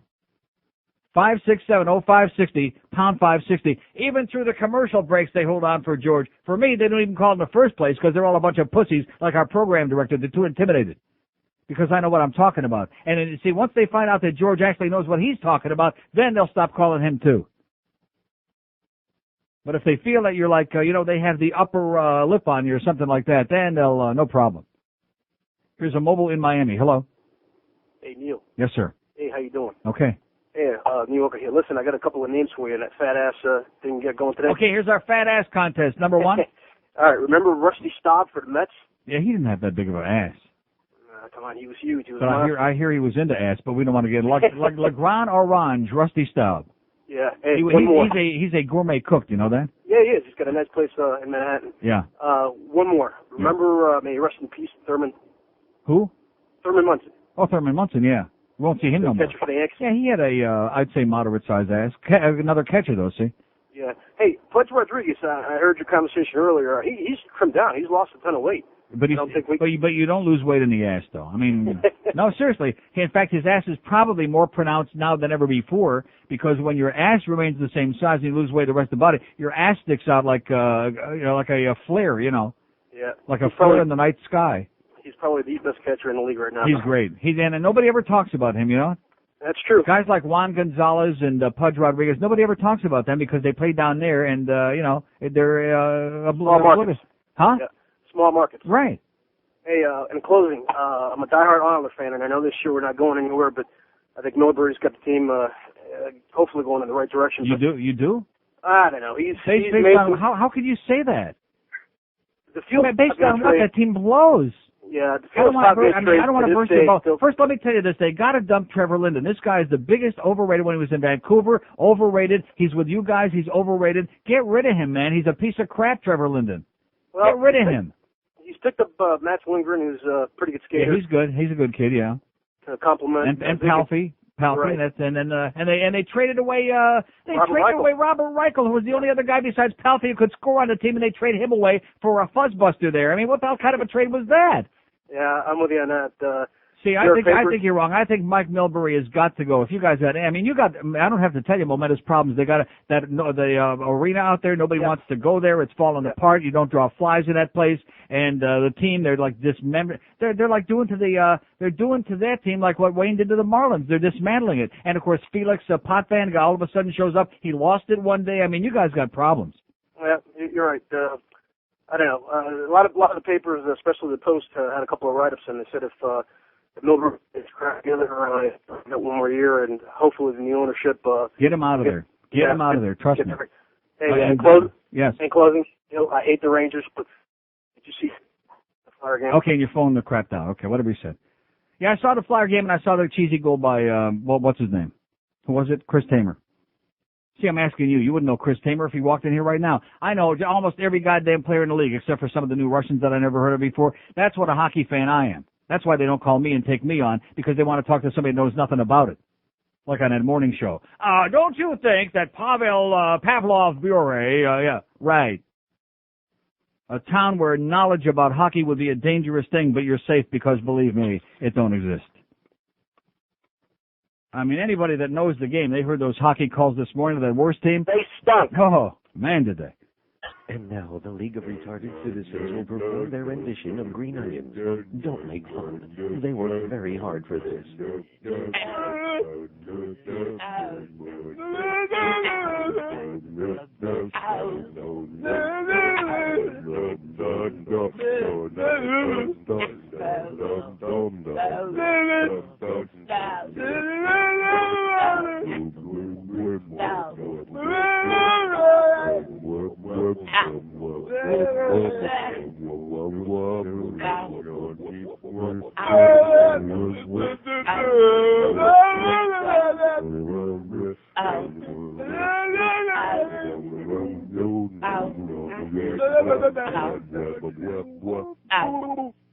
Okay, thank you. So Joe's asking me, you must not be listening as much as you're supposed to on this show, mister. Where did we get the QAM, the Ed Kaplan jingle? John Moynihan. I mean, we got... Ed Berliner. Yeah, Berliner. And like I said, when they mispronounce your name on the jingles, that means you're out. Boy, that Ed Berliner. He's an asshole. Oh, is he ever? And then there's... Dave Lamont. Yeah. And then... The Florida Marlins. Yeah, and the Miami Heat. Oh, that must have been wishful thinking. The Florida Gators. Yeah. Oh, a very young Gator team. WQAM Press Box. John Moynihan. On Sports Radio. 560 WQAM. Okay, that's enough of that crap. Okay, there you go. 146 at 560 QM. We're number one, by the way, here at midday, and anything that counts. Oh! I just thought I'd mention that in passing again. We're continuing to kick ass in spite of all the impediments they put in our way. See, what good is life unless you have a few obstacles to jump over, huh? I mean, if they just give you like an easy road, like God, everything is a challenge. All these diseases, you have to weave your way through this mysterious road of life. Here's a mobile in Miami. Hello. Neil, what's going on, big man? How you doing, sir? Another fat ass. El Cid. Yeah. What is it with Fernandez in baseball? All these guys have to have huge asses or what? If their name ends in EZ, generally speaking, they got a big fat ass. That's right. I got a spot report for you. Yeah. Walking through the hall the other day at Mount Sinai Hospital, and I see a huge figure walking towards me, slunched over. It looked like he was about 90 years old. When I got up close, it was Hank. Yeah. Hank looks like death, buddy. No, I just saw Hank the other day. He looks great. He hasn't looked this good in years. Maybe it was Hank Meyer. He ain't feeling too good. Hank was just in here the other day. He's lost 34 pounds. He's got a little, I don't know, maybe a little too much golf in the sun. I'm a little worried about that. Have you seen Hank lately? No, seriously, his face is like red. I don't mean beet red from see, Hank's face used to be beet red like from fat, like a lot of us are carrying around all that weight. But now it's like it's a healthy red, but like too red. Like suntan red, like too much golf out there with Mike Lupica and those guys. And I worry about that. Not good for you. I'm telling you, the Florida sun, man, everybody raves about the great weather, which is fine, but not too much of that sun. Please. Don't let that sun go down on you. Here's North Miami Beach. Hello. Neil. Yes, sir. I have a problem with your subject content on your radio show. You have a what? have a problem with the subject content on your radio show. Oh, do you really? Then how come you're listening to it? I have a question for you. With all No. Let me answer the question since you've got a sock over your phone. How come you listen to it if you have a problem? Sir, is that a difficult question? There seems to be a delay here before the answer starts forthcoming. Because my radio cannot move. Your radio can't move. Well, when your radio starts moving, okay, sir, call us back and let us know. Maybe we can send the radio doctor over to your house and help move it. And maybe your bowels, too. That might help. 567-0560, pound 560. Always know it's going to be a great call when you have a sock over it and the phone, too. That's always a good predictor. Here's one in Miami with 82 question marks. WQAM, hello. What's up, Neil? Yes, sir. Why you always running your mouth about things that you don't even know what you're talking about? Such as what, sir? You're always running your mouth, Neil. What about? You don't know what you're talking about. What about? Give me a for instance. You're talking about all the sport teams, the Heat, the Marlins. I don't talk about the Heat, sir. I'm not into that crap. I don't talk about the Heat. You're very stupid. Yeah, okay. Who's number 10 for the Very Panthers, dumb. sir? Tell me about the Florida Panthers. Who wears number 10? Yeah. Yeah, okay. He ain't playing this week, yeah. Illiterate. Good point there with the 18 question marks. He was from Saginaw, Michigan, by the way. Question mark and Mysterians. And he was also, well, yeah, one of those. Here's a mobile in Fort Lauderdale. Hello. Neil. Yes, sir. I got a sports fat ass for you. Okay. Kirby Puckett. Kirby Puckett, gigantic ass. Huge ass. Yeah. He had the biggest ass in Minnesota is what they tell me. Yeah. And thank you. I guess that was it. Okay. That was it, wasn't it? Was that it? Uh-huh. 5670560. I feel really bad now that George told me, man, every time George fills in, these phones are smoking. And he said not only the quantity of calls, but the callers are so much better when George is on than when you're on. And I thought, well, I'm not going to let you take your blood pressure anymore with my thing after you tell me that. He says not only is it quantity, but the quality. George gets the intellectual callers, the bright people who actually are articulate and have something to say. And I thought about that for a minute. I thought, well, I don't want to talk to people like that. No, seriously, if you wanted to hear people that really are intelligent and articulate, first of all, what kind of intelligent, articulate people take time out of their busy day? Call a talk show. I would never call a talk show. Would you? No. We don't want to talk to people like that. We want to talk to guys like this bozo that called him in to go, that brother, jive ass, mother, heat, yeah. That's what I want to talk to. All right, Bo, rhymes with schwo. There you go. Go get you a brain, okay, man? Go get you a brain, then maybe you can put something in it, like some learning. Here's Miami Beach. Hello. Hey, Neil, I got to thinking you were talking about big fat asses. I thought of Oprah Winfrey, and then I just heard this urban legend. legend. But she's got an expandable. She's got one of those like an accordion ass. It's big, it's small, it's... And then there's Minnie Pearl Washington, of course. Listen, real quick, did you hear this thing about Tommy Hilfiger apparently went on? Oh, yes, Tom, I'm glad. So, thank you, sir. Somebody, John was telling me about this yesterday. What is that? I didn't hear a thing about it. Evidently, she had Oprah, that bitch, had Tommy Hilfiger on, you know? Right, and he said he wouldn't make clothes so nicely if he knew that blacks and Puerto Ricans and Jews would buy them. You got it a little bit, from what I hear. She asked him, were you aware that these, he said, I guess what happened, he said that when he created his line of clothing, he never realized that all these other people were going to be wearing and she said, well, we keep hearing it put in that term that, you never expected minorities, blacks, and all these other Ricans and so on to be wearing your clothing, and would you have made it the way you did if you knew they would be wearing it? He said no, and she kicked him off the show. Well, in other words, she asked him to give an honest answer. He was honest about it. He could have lied. He could have given a political answer. He could have given her a bunch of bull crap. He said, "No, I don't want a bunch of geeks wearing my stuff or whatever." It's he made it more of an ethnic overtone, not geeks. I'm a geek. I can wear his clothing, but because I'm a Jew, I can't. You don't want Schwarzers wearing it? Well, he doesn't want Jews or Schwarzers wearing it. You don't want Jews wearing it? Exactly. He mentioned Jews too. Wait a minute. Tommy Hilfiger is a fag brand. Everybody knows that, and of course, there's a lot of fag Jews. I know. I know one right now I'm talking to. Listen to me. That's right. Johnny Bauer. Was he a fag too? I don't think Nah, so. He wasn't a fag. He was a great guy. He was my favorite player, Johnny Bauer. He was 37 years old when he first went to Toronto and played 11 years. Sir, let me tell you something about that. They'll never know how old Johnny Bauer was because he played with the old Cleveland Barons in the AHL. Right, and then they said when they brought him up in 1958, they said that even then he was lying about his age. He might have been 40 or more when they brought him up. He was ancient, Johnny Bauer. He was great. I bet he was. I'm sorry you missed this thing on Classic Sports. They did it yesterday, and they said at 37 years old, they brought him up to the Rangers, and they traded him to Toronto. And he said, look, I don't really have much. And then they said he played 11 years for Toronto. That's right. Without a mask. 4 Stanley Cups, baby. Yeah, all I can say is Beezer, not. Okay. Hey, that Beezer, he ain't no Ron Hextall, baby. They'll be watching that goal again. I hope that Bobby Clark has a gigantic when he sees this. They keep showing that replay over and over again. Here's Chris Tamer, a little backhand from center ice. Ah, it's in the net. Sorry, Ronnie, kind of like waved at it. Attaboy, Ronnie. You can hear the gagging, choking sounds from the city of brotherly love up there. You can hear they're gagging on it. I heard Roger Nielsen has gagged on it a few times, but I don't want to touch that line.